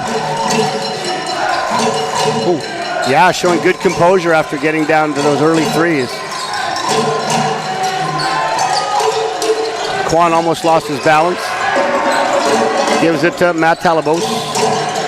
Spin, that's a tough shot. That's a tough one. Windsor's going to live with that. Back rim and Windsor dominating the glass. They're not getting any second chance, St. Pat's, right now. Taylor pulls that one down. Rejects the screen. Oh, he had him. Yeah, he had a wide open layup, but good job there by Santa Juana with the quick hands from behind to knock that ball out of bounds. So I'd say it's probably about 6 possessions here where St. Pat's hasn't scored. That's a good defensive feat. Inside, good collapse there by the St. Pat's defense. 10 to shoot here. Mosley gives it to Ward. Ward spins, little one-footer, doesn't fall, but there's another rebound. And a good, strong power-up move there by Taylor. The Wolves are just, the Dukes, the Windsor just going to work on the offensive glass. Windsor crowd into it now. Been impressed how Windsor's guards have been able to stay with St. Pat's guards. Yeah, Jaden Kwan almost turned that over.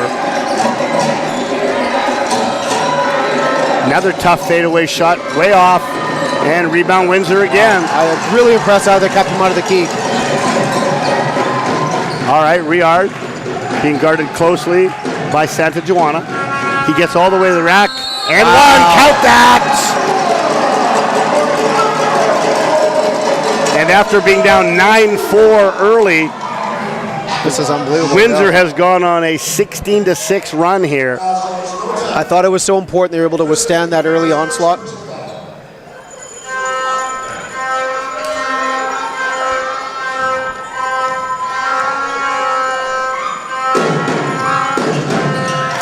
And he completes the three-point play, 21-15, last minute in this first quarter.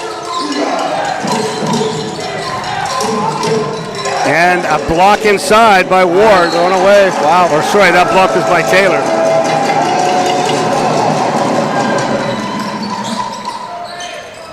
Windsor really doing a good job of using their size to their advantage at both ends of the floor. I thought Ruard's done a great job since You're right, he absolutely Chung has. picked up the second.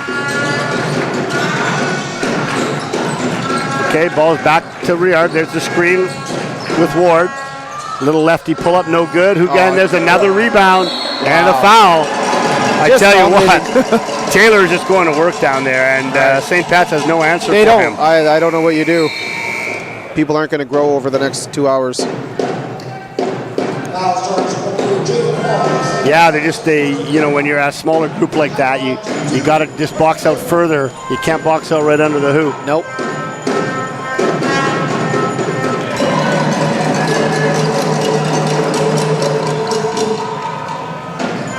See what Coach Knapp does here at the quarter break, any adjustments he makes. Second free throw is missed, rebounded by St. Pat's. Both teams have a foul to give here.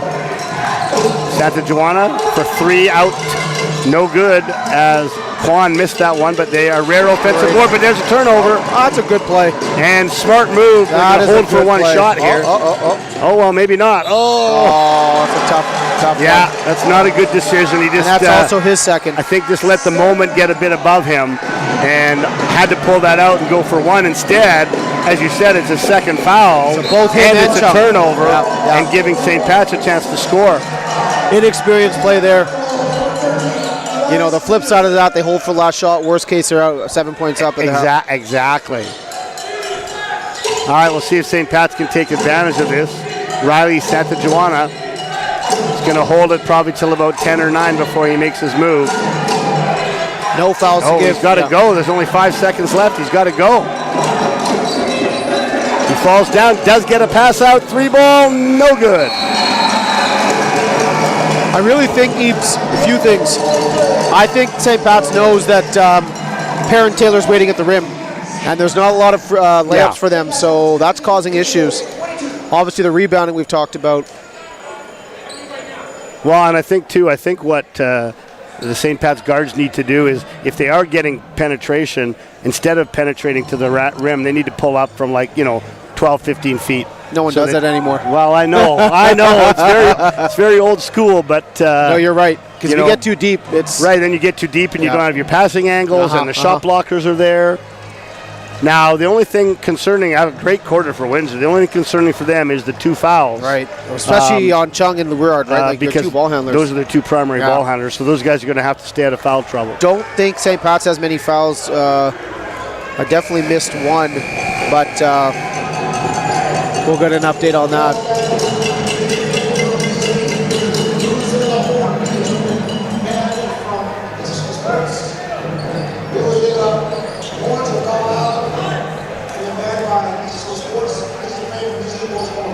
All right, Windsor will get the ball. They did win the jump, but there was a tie-up. All right, number 13, Jude Cartula passes it to the St. Pat's wing. going to a little 1-3-1 here. Yeah, little zone action. 2-3. They're going to overload the zone and get an open 3 from the corner on the overload. No good. So both Ruard and Chung out of the game right now, Eebs, for Windsor. And there's the same thing we saw at the other end. Now, let's see. Hang on. The baseline official had a charging call, but the trail official, Karn Dillon, I think had a foul committed first by Windsor. And that's what they're going to call. They're going to call Elias Nielsen pushing from behind, and then after that, the charge took place. Good work by the referees to work together. Now, and they get shots. Is that a shooting foul? Was he shooting? I thought he passed it out. Yeah, that seems generous. I don't think he was shooting that. That's a tough one for Windsor. Charge got overrid, and then now 2 shots. Santa Joana's first one goes off the back rim. Second one is good. 22-16. That's the St. Pat's first point in a while. It is, you're right. Staying in their 2-3. Chung gets it back.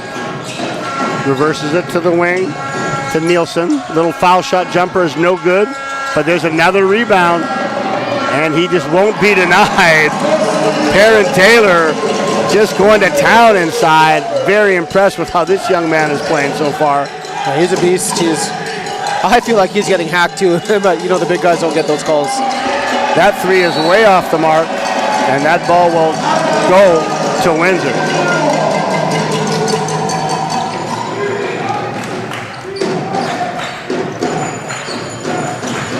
Staying in that 2-3.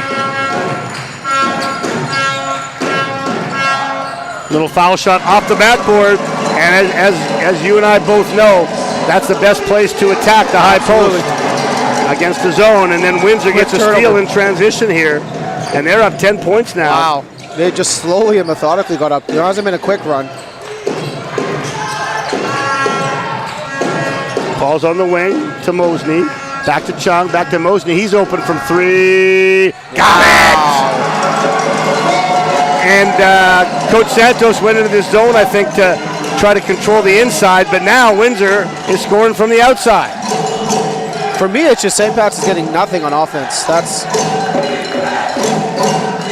been the difference. Dribble handoff, shot fake there. Santa Joana still dribbling it. Defense collapses, and there's a tip. 5 on the shot clock. They're going to have a tough time getting a shot off. Nice shot fake there, though. And that three is missed, and big rebound there, taken down by Ward. And you see how Windsor, they walk it up the floor. Absolutely. They're getting them to play at their pace. They really are. All right, here comes this overload play again. The one thing about the zone, I don't know what's going to help with the rebounding. And nice cut inside there by Emma Ward. And he shoots a fadeaway. Outside pass. And you now are looking at a 15-point lead, 31-16 for the Wolves. By the way, if I did it once, I did it briefly, I don't know if you picked up on it. I did refer to Windsor as the Dukes because that used to be their name. Oh, gotcha, okay. So I have the to, Wolves now? I've been around so long, I know what everyone's name is now and used to be before. They're now the Wolves. All right, preface it with that.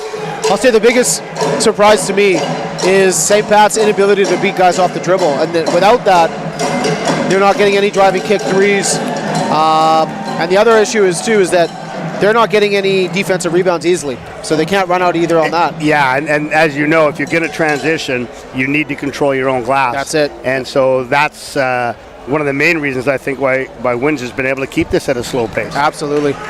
To keep St. Pat's at 16 points in 13 minutes, that's... Well, especially when they had 9 after a minute. Exactly. Exactly. They haven't got 9 since then. Ruard back in the game now with 2. They've subbed him out for Chung, so trying to zero those 2 guys.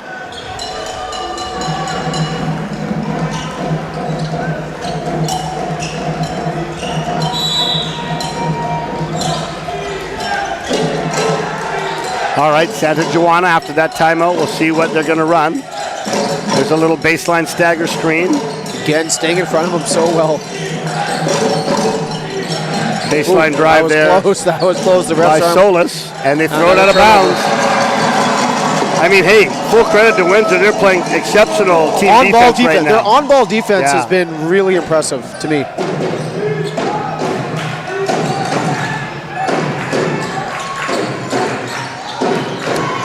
All right, St. Pat staying in the zone. There's the overload. Another wide open 3, way off the mark, but that's a pretty good shot they got there. They can't complain about the quality of that shot. Santa Joana, he goes baseline, tries to find Hercules, but it almost went over and back. They did get it back. Santa Joana is going to pull up off the dribble 3, and there you go. Long time for between threes, much needed. Good pull there. All right, Ruard. You know St. Pat's not going to go away. Oh, no. Experienced. Oh, no. Mosney goes to the corner. Another 3. In and out. Rebounded St. Pat's. And that's a reach-in foul there by Jude Cortula. That's a second, I believe. Second team foul. Sideline out of bounds. As Arkan Solis will inbound the ball.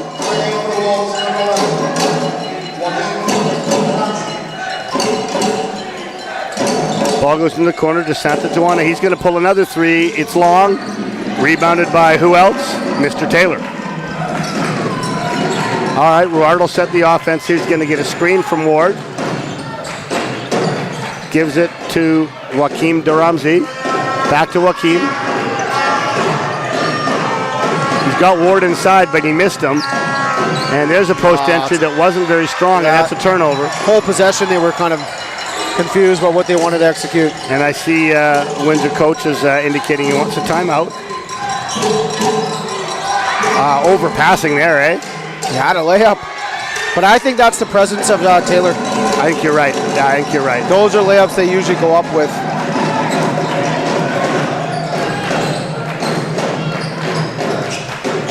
Ramsey goes to Ward. They're looking inside. Oh, they've got him. They had Taylor there, but they didn't give it to him.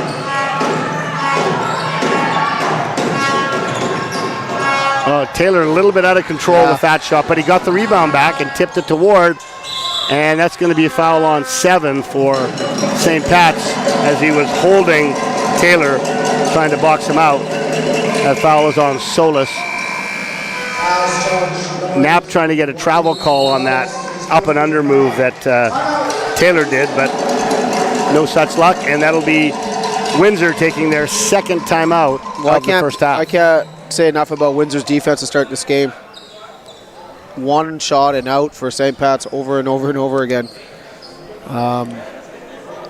Keeping him in this, well, not keeping him up 12, and that's the big reason why. I wonder if maybe St. Pat's might consider coming up with some full court pressure just to try to maybe get the tempo up a little bit, maybe get a few live ball turnovers to get some easier scores. Absolutely. Especially if Ruard and Chung pick up another foul each. We don't know how deep Windsor is at that position, but as we said, we know St. Pat's won't go away. They're going to keep chipping away, and the 3 ball is going to get them back in the game if they start hitting it. Now, I noticed coming into this week, St. Pat's was 1. Correct. McGee was 4. Correct. And Windsor was 8. In the provincial rankings. Yeah, so obviously that's going to be shifted around. Absolutely. With Windsor moving up for sure. Yep. And if they can win this whole thing, it could make for an interesting decision for the seating committee. I don't want to. Yeah, I'm not on that. Thank gosh. Okay, end line out of bounds here for Windsor. Ball goes in toward. And the big man says, you know what? I can do it out here too as he knocks down the triple. If he's hitting that, Eaves, then there's no guarding him. Couldn't have asked for a better result out of that timeout. There's a screen and roll for Santa Joana. Being guarded by Mosney. And he turns it over. 3-on-1. And a great decision through the defender. It was. Taylor ran the floor hard and gets the layup. Oh my, the Wolves are on fire right now.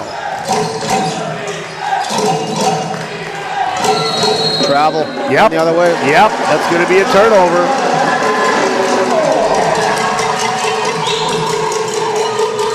Just stop after stop. Coach Knapp trying to get his boys to just kind of settle down. They're looking very rattled right now.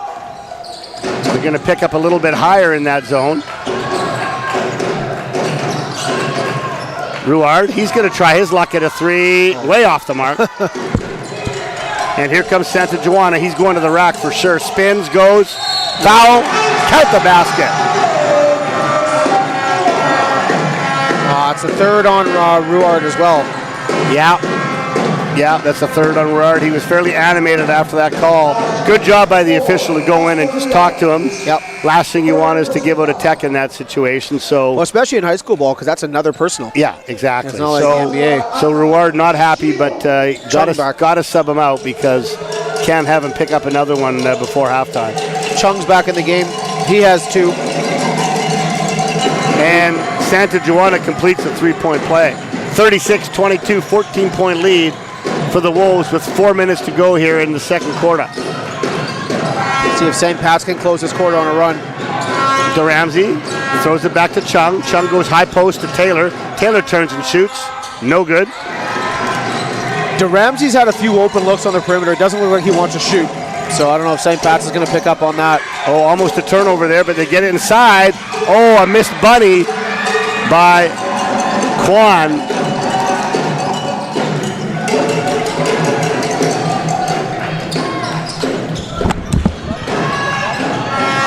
Another open three. Chung missed it. Chung was open for a three there. I mean, Okay, looks like we got a wet spot on the floor. Referee Dillon just wanted to get that cleaned up. looks like St. Pat's are willing to give up the three. 14-point lead. See if Windsor can close this quarter. Obviously, Eves, you know how important it is to close quarters. Yeah, I mean, if you're St. Pat's right now, you want to just, even if you can just get it down to 8 or 10, right, exactly, then that's perfect. And they know with their firepower, they're always in the game. But now, if you're Windsor, if you want to really have that killer instinct, even if you just do like a little 6-2 run, now you're up like 18 or 20. And, that's right. You know, psychologically, that's a pretty big difference, right? Well, each team getting a free timeout here, it looks like. I guess we were trying to find a towel somewhere to wipe up the floor or something. Later. I guess. Is that what we're waiting for? I think so. I believe so.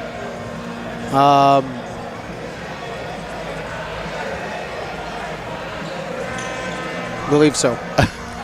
I can't say I've ever seen this long of delay for a towel delivery. And there's Tanabe right on top of that. Eves, this is public school. They've made cuts everywhere, so the towel budget may be low as well. Crowd starting to build up here. St. Pat's has obviously their crew. Yeah, and actually a Windsor nice crowd from Windsor here too. That whole side is pretty full, and I would expect as the night builds and we start to get the St. George's VC fans in here. As a matter of fact, I remember last time we were here, it was 2 years ago. I think we were at Notre Dame. We were here for the. We played Kits in a crazy overtime game. Yes, you're right. And then VC and Seats played after us. I think it was the semis, and it was crazy packed in here. Nice cross. Beautiful move as Santa Juana gets easily to the rack and finishes. Down to 12.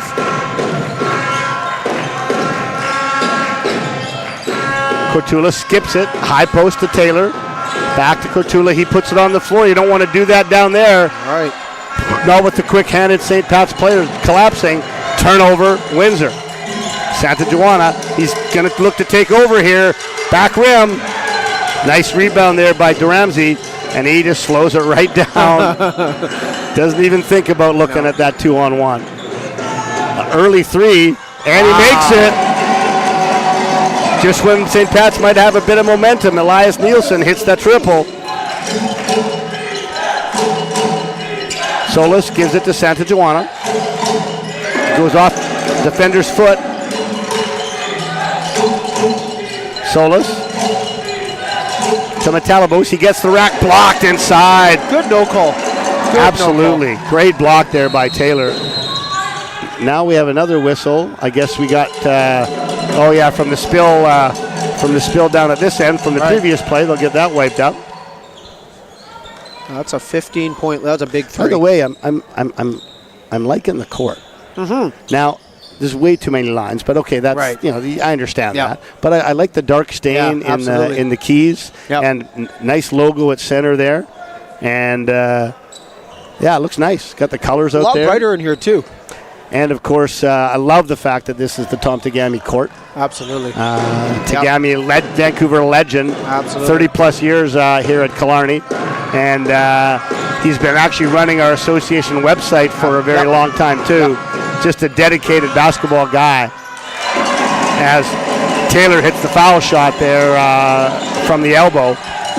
41-24 at 17. Creeping up to 20. And there's another turnover. Oh, that could have been a foul there too. Hey, DeRamsey knows his role, baby. Yes, he knows his role. He just waited for Ward to run, and he gave it to him. And that could have been a foul there. Yeah. But good finish there by Jaden Kwan.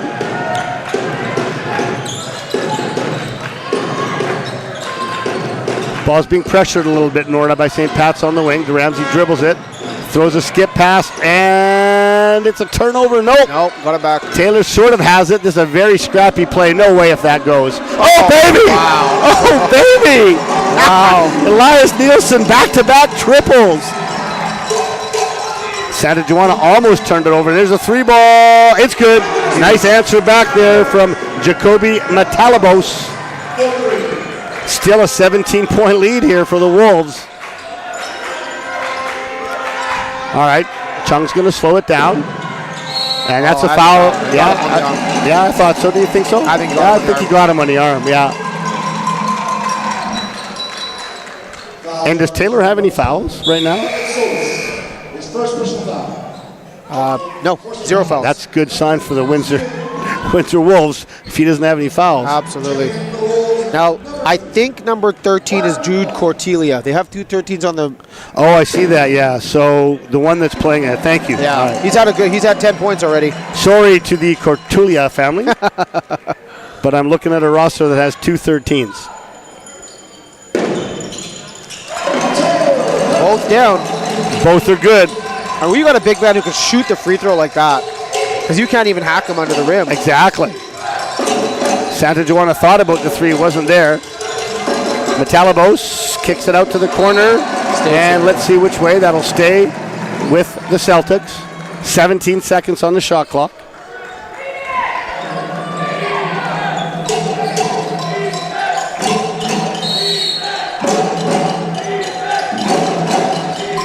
Santa Joanna looking inside, nothing there. That's a tough looking 3, and he buries it. Wow. Joaquim DeRamsey looking a little frustrated there, but there's not much more he could do. He was right up on him. He just knocked it down. 14 points here for Santa All right, Joanna. 1 shot time now for the Wolves.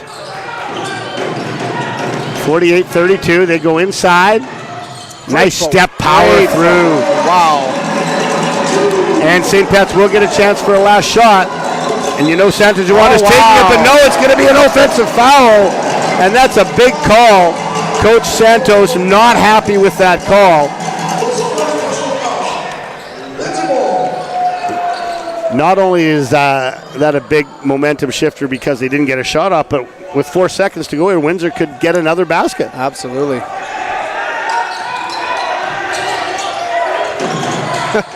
Ramsey gets it off, almost banked it home.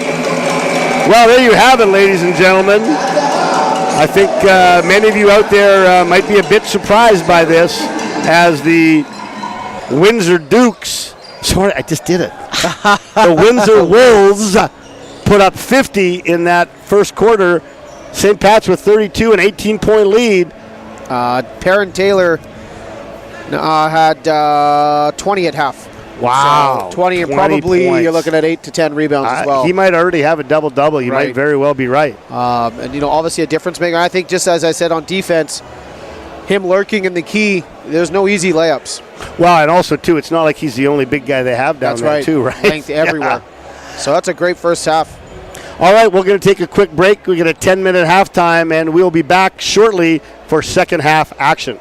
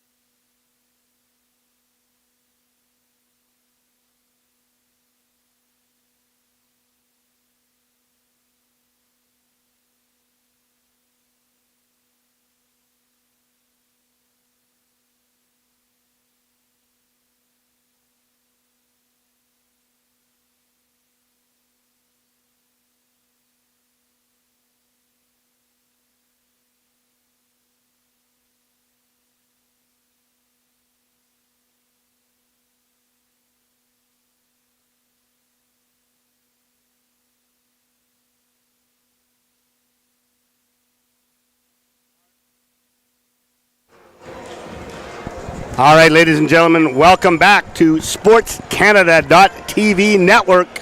We are coming to you live from Killarney Secondary School with the 3A Sea to Sky Zone Championship. If you're just tuning in right now, you might think the score is wrong or the other way around, but Windsor defended extremely well in that first half to get them a nice off an 18-point lead. So, Coach, looking at this, if your Coach Santos, what are you trying to stress to your guys at halftime? Well, I think I don't know if they got to use more ball screens or maybe pick up the pace, maybe press a little bit, as you said, but they got to get the ball in the key to kick it out because they're not getting the three-point attempts they normally get. Yeah, correct. High screen and roll to start. They switch out on it. Santa Joana dishes it inside. Nice. Very nice. Well, that's exactly what you talked about. Set that ball screen and play off of it, and Santa Joana with an outstanding pass. And it looks like they are staying in the zone, I think. Oscar Ruard staying out of the game with his third. Skip pass to Chung. Chung drives baseline, not there. Gives it back to Ward. Ward skips it, almost turned over, tipped again. 5 on the shot clock. And are they going to get a shot off? They are. A long three, but it didn't hit the rim, and that will be a shot clock violation. Good start. That's what St. Pat's is looking for. Ideal start. Pick and roll layup followed by a shot clock violation. Yeah, as I said, I was very surprised because St. Pat's just didn't get the volume of threes they need. All right, Santa Joana, they're going to run that. This time he rejects the screen, gives it to Metalabos, who comes off another screen, and he almost turned it over. Quan hands off to Metalabos. He drives on the big guy, not there, and a long three is blocked by number 13, Elias Nielsen. We've now got the whole 13 controversy figured out. Right. Elias Nielsen is 13, and Jude Cortula is 12. All right. Again, Windsor in no rush against this zone. And that is the one problem when you play. There's a three off the left rim. When you play zone, is you do allow that team can take a lot of pops. Absolutely. Santa Joana, nice crossover dribble there. He gets inside, 1 foot fadeaway, no good. And of course, Perrin Taylor pulls down the board. All right, Chung's got it at the top. He goes to the wing to Nielsen. Back to Chung. And they're just really milking the clock here. Chung's going to try a three. Back rim. Windsor starting off a bit cold here, 2-on-1. And well defended there by Windsor. Good hustle by DeResma, but he's going to pick up a foul. And that can be one of the problems when you shoot the deeper threes. Right. Those bigger rebounds can lead to runouts. Absolutely. So Windsor's going to have to make sure that they are aware of that and get back in transition defense. This may make me sound really old here, Eves, but yeah, I don't know if I'd have many possessions where Perrin Taylor's not touching the ball. No, I don't think that sounds... You know what I mean? I don't think that sounds like OG at all. I think that sounds smart. Right? Why wouldn't you? I don't think he's touched the ball in the first 2 minutes, 6 seconds of this half. Yeah, and I think what we saw them do a little bit before was they'd go to the high post a bit and at least look for that high-low. Right. Or just dribble entry to the wing and get him posted up on the block. But yeah, I think he definitely needs more touches. I agree with you. All right, Santa Joana being guarded by Nielsen. There's a deep three. Count it! And just like that, it's down to 13. Well, that's what the three ball can do. You know all about that, Eves. Yes, sir. Chung. They're daring him to shoot. There's that high-low we talked about. Now they got to go inside. Oh, they missed him. There he is. Beautiful. And that's exactly great ball movement. Got the right angle. Post entry. Taylor finishes easily inside. Taylor out on Santa Joana now. See if he can get by him. And that's going to be a foul, and that basket's going to count. And Riley Santa Joana looks like he's just going to take his team on his back here. Well, that's what good players do. They sense the game, maybe slipping away a bit, and they aren't going to let that happen. More towel action. or shirt action. It's interesting. By the way, you want to know how old I am? Yes. Never mind you being old. Vancouver City Championships, Yep. 1989. Okay. McGee Lions, my squad, Right. won it here, beating the Killarney Cougars. There you go. I was 9. You were 9. Oh my God, I'm as old as dirt. I'm just something I'm noticing on defense for St. Pat's. They're letting Duramsi and Chung, they're leaving them open to shoot. They're just daring them to shoot. And I liked how last time Windsor was patient, got the ball inside. Santa Juana makes the three-point play, and they've cut it to 12. A little bit of pressure.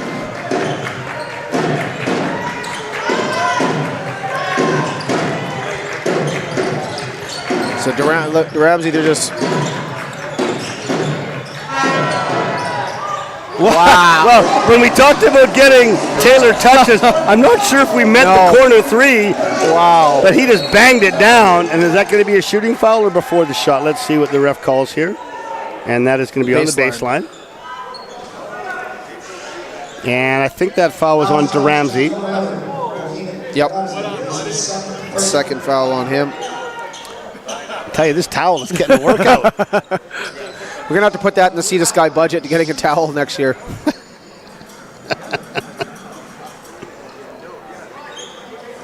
Big matchup coming up next, Deeps. Yeah, after this game, of course, we have our 4A Sea to Sky final featuring the Vancouver College Fighting Irish against the St. George's Saints. They might have played once or twice. They've played twice, yeah. Yep. Then this will be Yep. the rubber match, That's as right. they've each won one game. Great. Oh, Great and finish. one. Yeah, you know what happened there is actually Duramsi was over talking to his coach. Oh, no. And so that was a 5-on-4. He didn't realize it, got out there late. He thought it was a foul shot. Yeah, he did. Yeah. And Santa Juana is just taking over this game for St. Pat's as he has another three-point play opportunity. And by my count, I think that's 11 points he scored this quarter. Right. 11 points this quarter. Yeah, you're right. 11 points. 55-43. Chung. You knew the St. Pat's was going to make a run. Absolutely. Now, how does Windsor react? Still have Brouillard on the bench. Ward gives it back to Chung. He's going to try a three. And good hustle by Ward. Now there's no reset. 9 on the shot clock. I don't know if Windsor's aware of it or not. They've only got 5 seconds. Nielsen gets a shot off. And who else? Wow. Who else comes to the rescue but Perrin Taylor?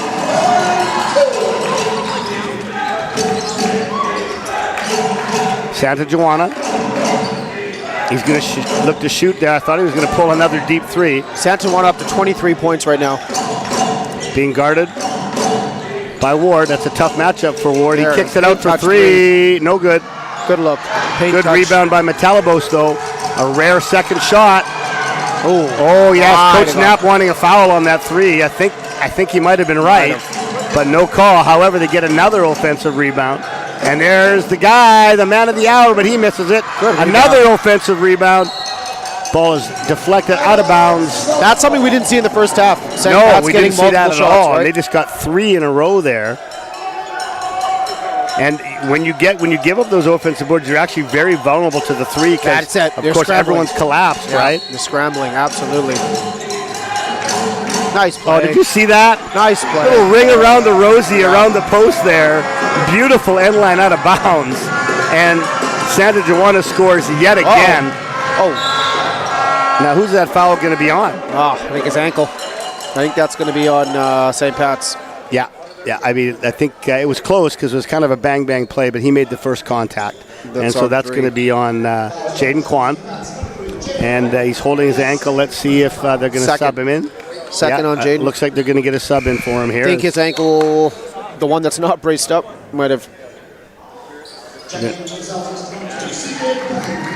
Coach going to help him off the floor.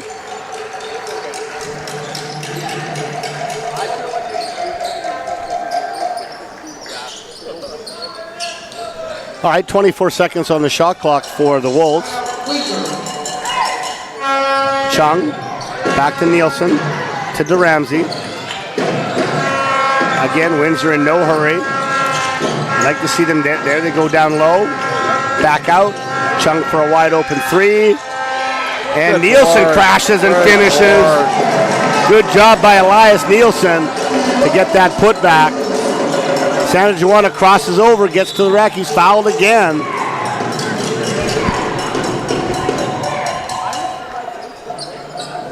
I think at this point, I think what I would likely do is I'd make Santa Juana give up the ball.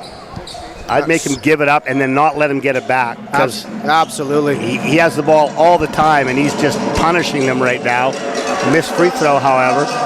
3 fouls on Elias Nielsen. Really interested to see when they bring back Ruard. Yeah, it's been a long rest for him. Pretty conservative, I think. Just extending that pressure a bit. Ward to Nielsen. Nielsen kicks it out, back to Ward. He's inside, down deep, misses the layup. Gets it back, he's fouled. Yeah, he was.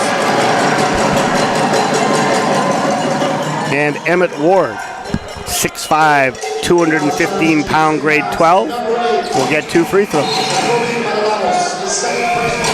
Second foul on Jacoby. And coming in for the first time for St. Pat's is number 10, Chris DeLima.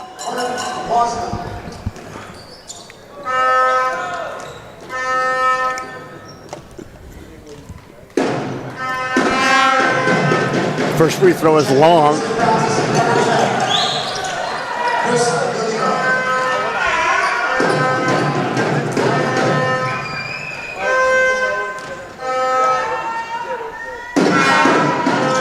And swishes the second one. 60-46. 4 minutes, 40 seconds to go here. Santa Juana, and he's bumped and fouled again. Living at the line. Yeah, I think this is at least his seventh and eighth free throw attempt, likely. Maybe more. We're looking at 1, 2, 3, 4, 5, 6 to 7. 7 free throw attempts in this quarter.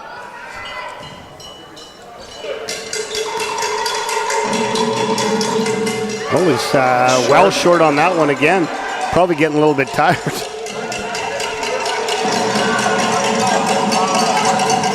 Misses them both. Here, probably right, Apes. Ward pulls down the board.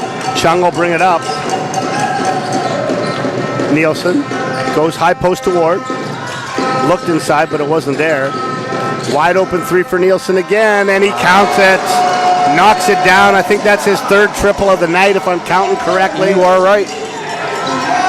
Screen for Santa Juana. Up to 18 points for Nielsen. There's a 3-ball. Corner three, can't answer. Good rebound. And Taylor goes and gets that board, and he's fouled. I think he was fouled there by Metalabos. And that is the third team foul on St. Pat's. Second person on DeLima.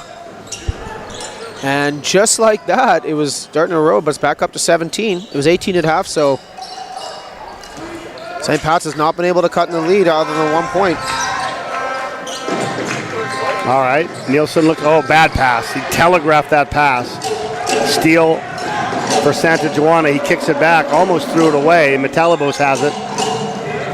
Spins, comes down the middle, out of control, but another spin. Santa Juana with it.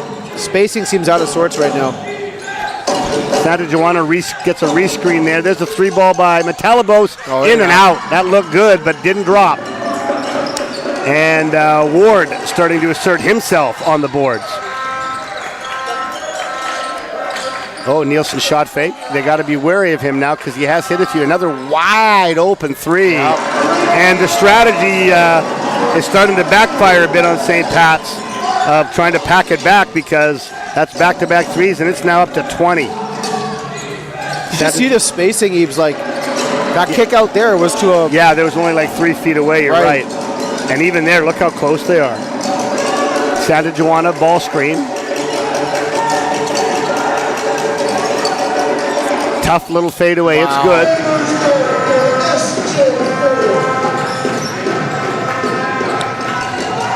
All right, Nielsen will bring it up the floor, gives it to Ward, skips it over to Chung. Staying in the 2-3. Chung goes inside to Ward.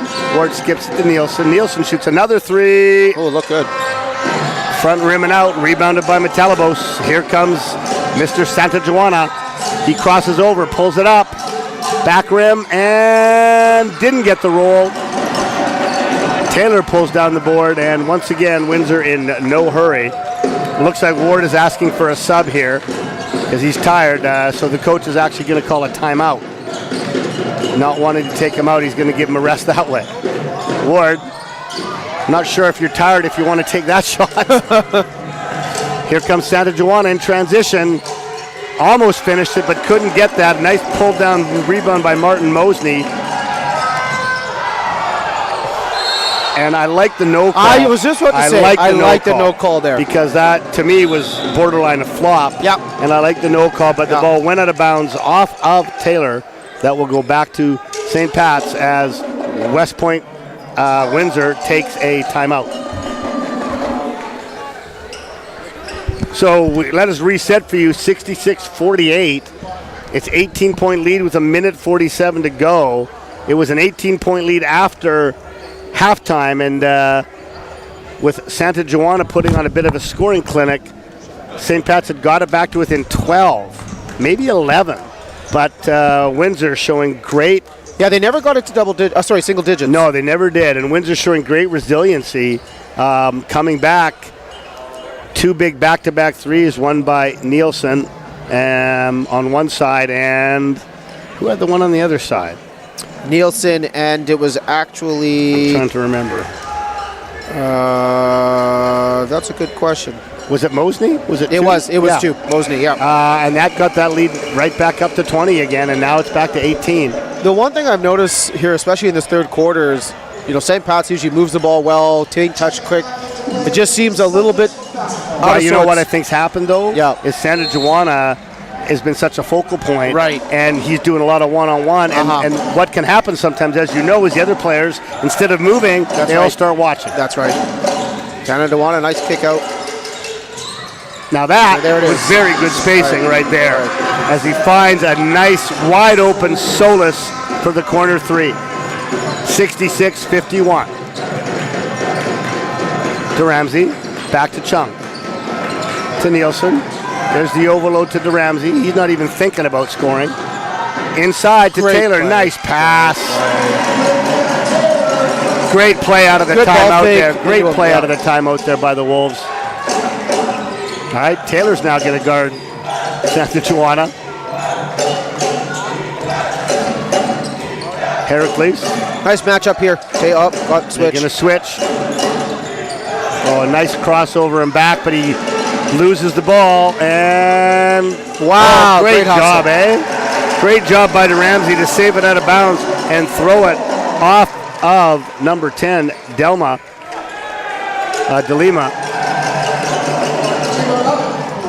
Setting that pressure just a little bit more now. Yeah, they're going to have to. Yeah. Chung very composed. They had Taylor inside there again, but I think they want to use a little more time first, which I totally understand. There's a little high-low action. Chung gets the ball on the other side, a little pull-up, well short. Ball goes out of bounds off of Taylor. One thing that Windsor's been able to do, they've kept Ruard on the bench for the whole third quarter, so he's going to have 3 fouls going into the fourth. Yeah, he'll be fresh, very fresh. I thought he was a big part of that first half. But I tell you what, these other Windsor bench role players doing an exceptional job. Exceptional. Durasma guarding Santa Joana. No fouls to give for Windsor. 3 balls on the way, in and out. And Taylor comes down. Taylor comes down with it. And, well, a very good quarter for Windsor because they started up 18. And Santa Joana started a little push for the Celtics, got it back to 11. But they hung tough, and they got it right back up to 17 again. Yeah, I'm very impressed again with how Windsor's been able to disrupt St. Pat's offensive flow, and you would think with St. Pat's of being in these positions so many times, but I guess the length is always going to bother. Yeah, the length and size, and it's not like the Windsor size they're like skinny dudes either. These are strong young men here. Absolutely. And I haven't seen Windsor play this year at all. I've seen St. Pat's quite a bit, and I'm very, very, very impressed with them. Yeah, I haven't seen St. Pat's as much. Obviously, watched a lot of film on them in the last 2 years, but this year not as much. So, Santa Duana's just a fantastic player. If they come back and win this game, that third quarter with him keeping him in the game, I think will be a crucial part. Absolutely. Okay, so Ruard, after a full quarter's rest, is back in the game with only 3 fouls. Ball goes to Chung, being pressured by Solis. Ruard on the wing, keeps it up high, gives it to Chung. Chung goes high post, back out to Ruard, right off the bench, right away. I thought he might knock that down. Oh my God. Did you see that? Are they going to count that? Are they going to count that? They're not, but that was incredible athleticism. Wow. His left arm was being held, and he grabbed the rebound with one hand and tipped it in. Foul on number 8, Jacoby. They didn't count it, but wow. He almost palmed that and just put it back in. Almost. Oh, that's a nice little set. Shooting 2. They sent Taylor through a little double screen on the baseline, and then after that they dropped Riard down, and he got a wide open look inside.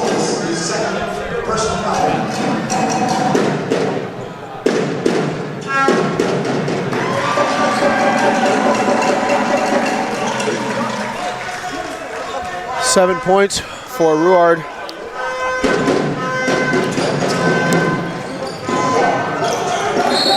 Wow, great hustle play. Just a few extra hustle plays Windsor's made tonight that makes all the difference. It does, especially when you're playing such a good team in St. Pat's.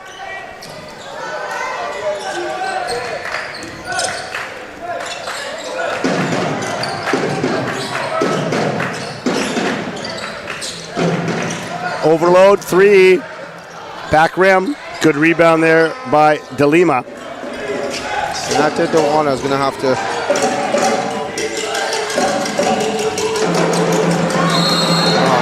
Now, you know what? I know they're going to call that foul on the defense, and that's probably the right call. Right. But if you noticed, he snuck his off arm in there to push off a little bit to create that space to score. Big guy's always going to get the worst part of that in terms of the foul call. Yeah, well, he actually got it right in the face. Right. Right? I think that's his first foul, if I'm correct, of the day, which playing under the rim like he does is awesome.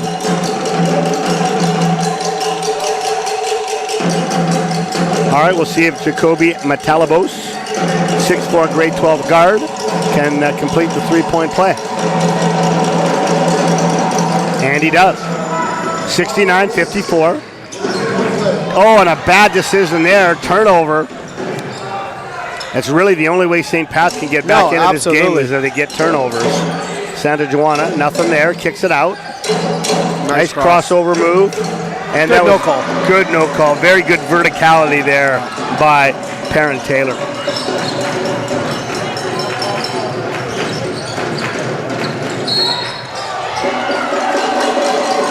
Foul on that pass, Santa Juana. And I think, I'm not sure what. It's 4 fouls on Jacoby.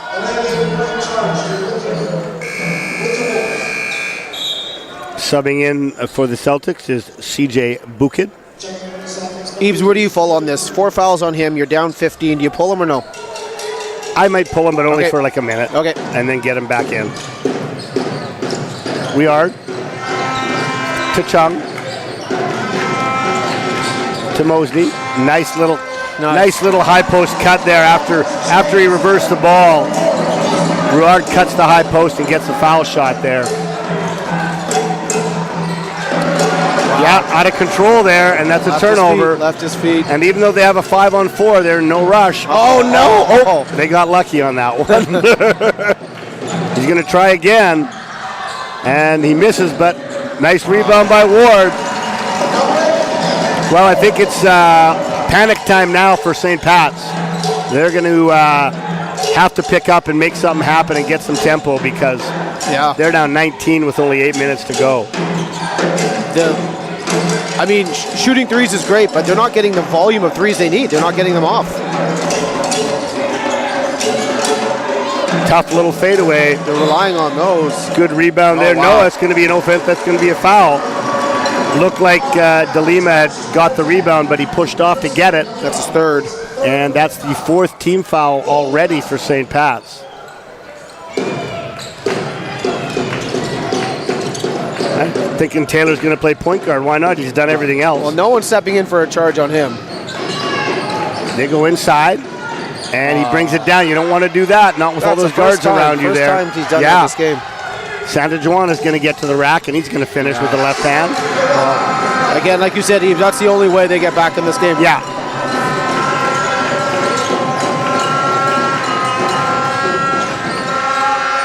Wow. Nice answer from Ward. Little pull-up from the baseline. And a Santa Juana for 3.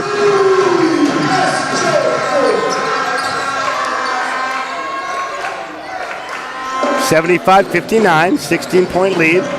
Eves, you start milking the clock now? Yeah, I mean, they've been milking it for much of the game, but I would do it even more.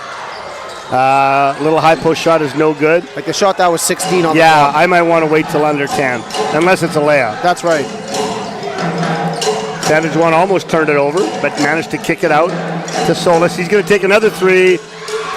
No good. Good hustle by St. Pat's, but couldn't save it from going out of bounds.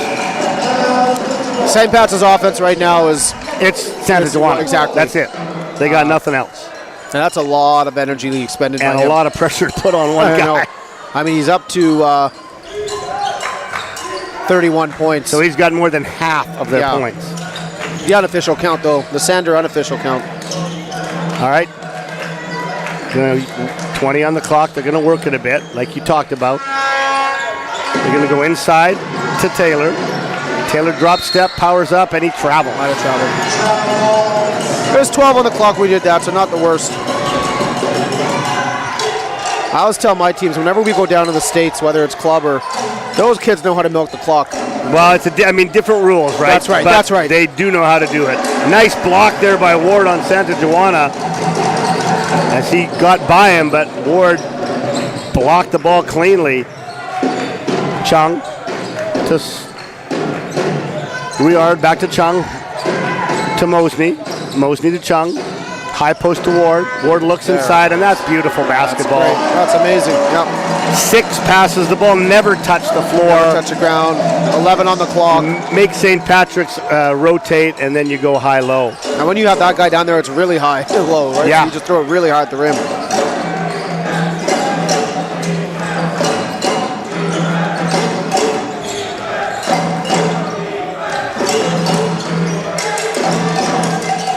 Three ball in and out by Bukit, but rebounded by Santa Juana. Little fadeaway on the baseline, no good. And Ruillard brings it down, and Windsor will walk it up.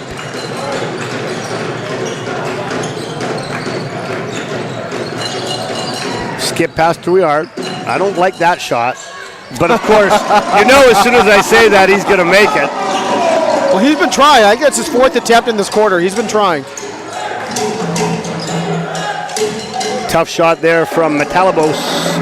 It's just one and done. And I think it's safe to say that this game is over. Wow. It's starting to get to that time where... Deep 3, no good. Nothing's Goes over the falling. backboard, out of bounds. Windsor ball. And Windsor coach is going to take a timeout. I've been thoroughly impressed. We played, Lord Bing, we played Windsor on Tuesday. We made a ferocious comeback, lost by 2 in the end. Now, their big guy was in foul trouble. There was a few things that went here and there, but their athleticism tonight of keeping St. Pat's out of the paint and then basically making them into a one-man show. Well, and offensively, their game plan's been solid too, because they were really hurting them inside. Yeah. So St. Pat's felt they could go to zone and maybe improve that, but then they've slowed the game down. They've worked the ball. They've moved it around. Yep. They've hit open threes when they've needed to, Yep. and they've gone high-low when they've needed to. So Yeah. overall, their game plan has been phenomenal. Yeah. And so as we talked about at halftime, Ebes, off the air, Windsor will now be ranked, correct me if I'm wrong, you'll know way better than I will be ranked higher than St. Pat's? They will be, yes, as they head off to the BCs. The seeding rules dictate that if you win your zone, no other team can be ranked ahead of you. So that's going to give Windsor probably a top 3 seed. Yeah, which is great because I don't think they've been top 3 all year. They've been in and around. Been around 8, 7, or 9, right? Yeah. All right, here comes the full court pressure from St. Pat's. It might be a little late, but here they're going to come with it anyway. Let's see. Drop back. And I think they're in man-to-man now. Ebes, would you have tried man a bit earlier just to change it up? I certainly would have, I think, gone with some full court pressure. Foul there by Emmett Ward. And Heracles Mai will get 2 free throws.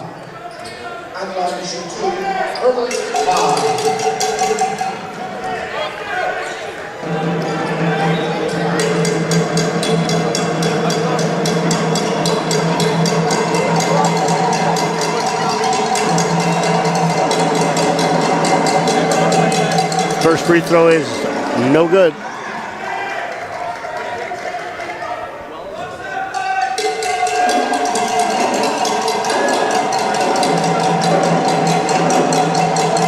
And misses. Nope. Second one gets the roll and goes in. 82-60. Taylor's going to dribble it. Brings it into the front court. Comes to a stop. Gives it up. Chung. A little quick on that shot, I think. Santa Joana, I thought he was going to pull back for 3. Passes it. He goes middle.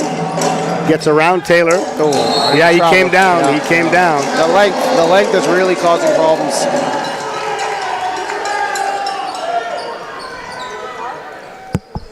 If I was the Windsor coach, I wouldn't mind a little bit of shot clock being used.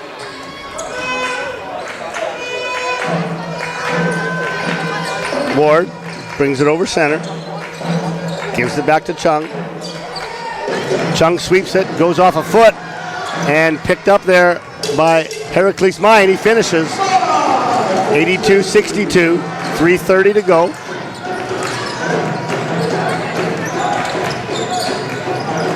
Great job. And that'll be a dunk to finish. And that really puts the exclamation point on the game. For certainly my choice for player of the game, that's Perrin Taylor. Although Santa Joana comes right back for his multiple attempts at a 3-point play tonight. What do you have him unofficially at now, about 35? Santa Joana,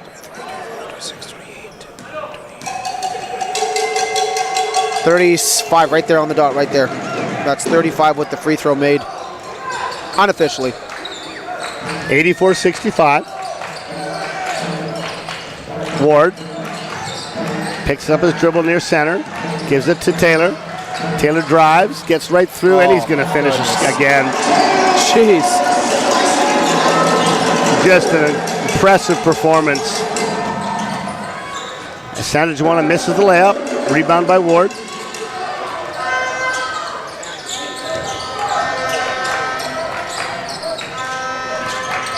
Rouard goes to hoop. He finishes. That white flag might be coming out from St. Pat's pretty quick. Yeah, I think with 2 minutes to go, I think if I'm both teams, I'm getting my starters out. Yeah. 3-pointer by Santa Joana. Last thing you want in a game like this is for someone to get hurt when the game's over. Absolutely. Backdoor cut and finish from Mosby.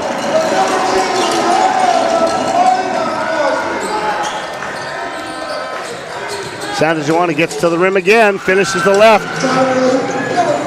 Unfortunately for St. Pat's, trading baskets won't get it done. No.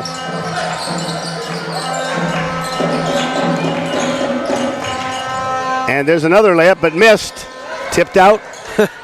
Quick for me. Santa Joana, he's going to get to the hoop, and he's going to, he's fouled. Didn't finish that one, but he's fouled. Oh, on a technical here on Ruard. I think he's going to be done now. Oh, no. Personal wasn't on him. Oh, come on. Really? What are you giving a tech out there for? Come on. Was that really? I mean, come on. I don't like it. I didn't see what he did. Did you see what he did? He showed his displeasure with the call, Yep. but he didn't yell or scream or gesticulate loudly. Right. Seems a little bit tight, in my opinion, for that to be a tech. Up to 40 now, unofficially for Santa Juana. And so the tech is just one shot, and then we return to the point of interruption. So that's going to be the 2 free throws on the foul, the original foul. And there should be one more free throw here. Oh, there should be one more.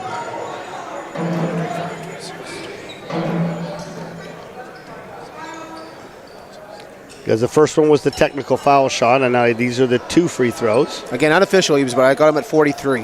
Wow. With this one coming up. That is much more than half of his team's points. Nope, so at 43. I'm not sure why in the world they would make that pass. Windsor doing everything they can right now, and that's going to be more shoot free throws for Santa Juana. Yeah, I mean, I don't know why you're trying to throw a deep pass there. Ruard is going to come back in after his coach just probably wanted him out to get him to settle down. As Ward will sub out of the game. And I think we're going to have a timeout here. So that's 5 fouls on Ward, yeah. Windsor's going to take a timeout here. Just remind his boys not to do those types of passes in this situation.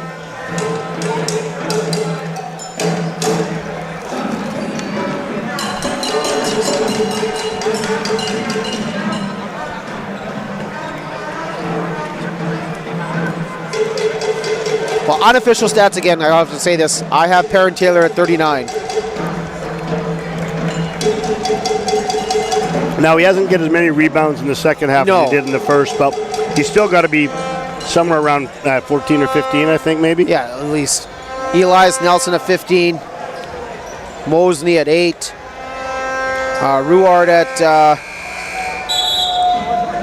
14. So a bit more balance, right? A bit more help. And that's the difference. If you really cancel out Taylor and Joanna's points, the secondary scoring from Windsor has been much more prevalent. I think it's probably the ball movement, right?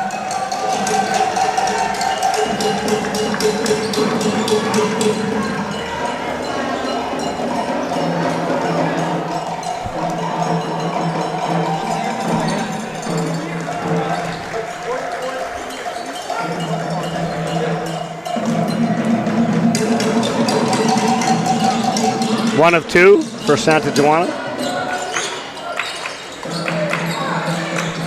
Taylor dribbles it over center, picks it up. Ball's hit out of bounds by DeLima.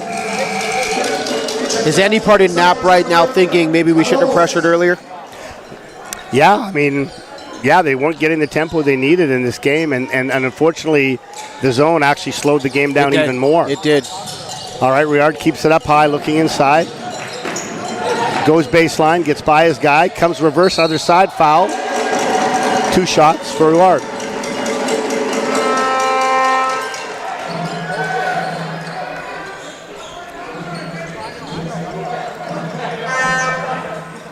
Looks like Jaden Kwan might have won that 50-50 ball, hurt his ankle.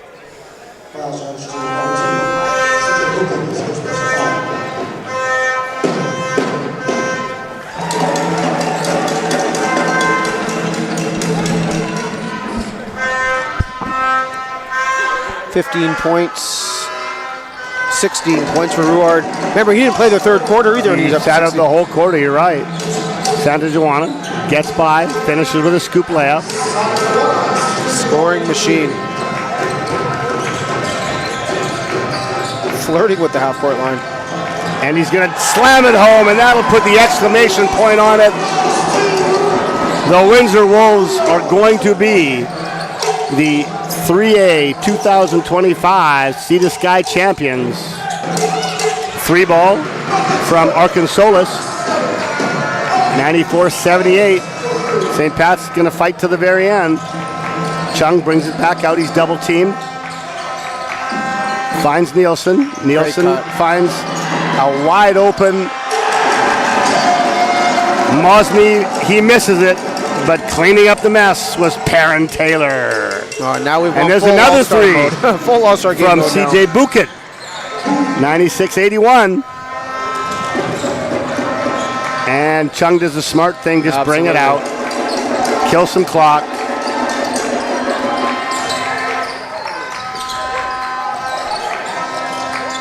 Don't even need to take a shot here if they don't want to. Yeah, and they're just going to dribble out the clock. And now the ball will go back to St. Pat's as there is a shot clock differential.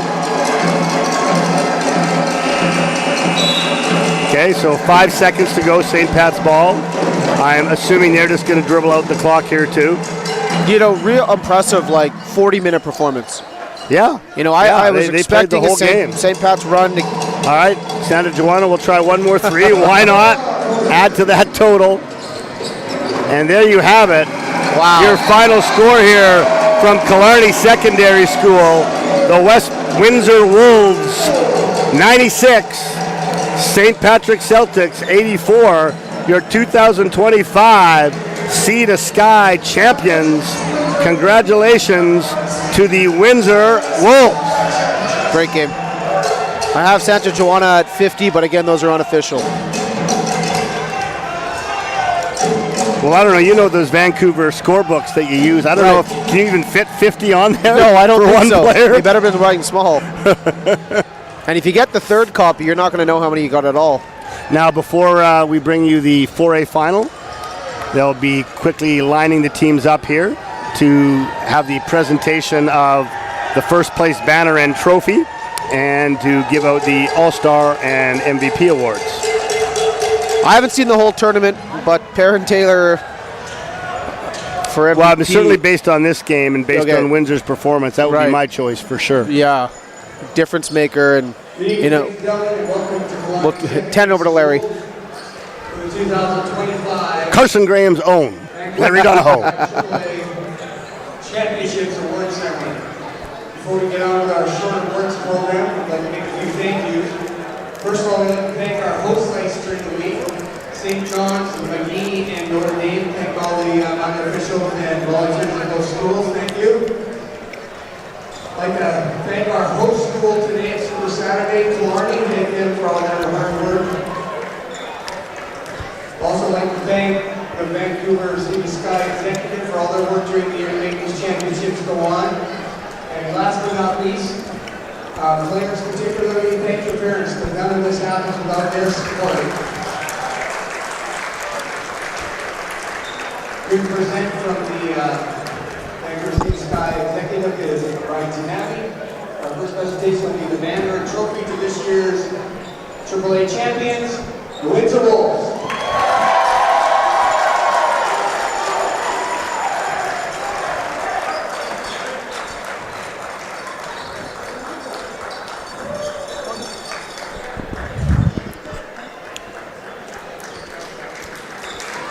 And this will be Windsor's first ever AAA Sea to Sky championship. Both these teams have qualified along with Notre Dame to represent the Sea to Sky at the provincial championships at the lake. I think Larry might have made a mistake. It's both these teams qualified with McGee and Tupper. Tupper and McGee will be representing along with St. Pat's and Windsor at the championships at the Langley Event Center from March 5th to 8th. So let's give a hand to those teams and hope they all represent our zone well. Next up is our presentation of our All-Stars from our third place game from McGee, Joshua Smith.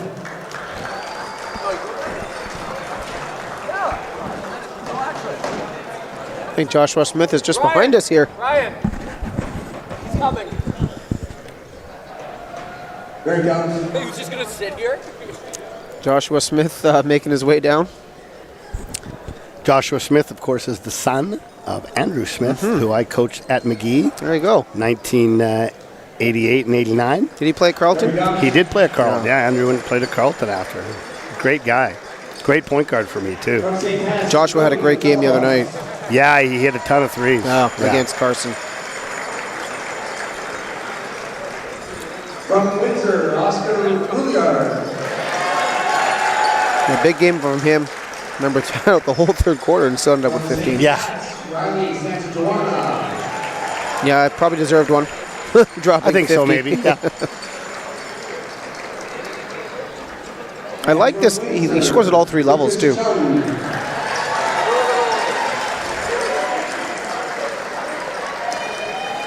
And the 2025 World Life Player of the Vancouver Sea Sky AAA. Now, usually you take a photo of the All-Stars, but they all left. Usually you take a photo of them all.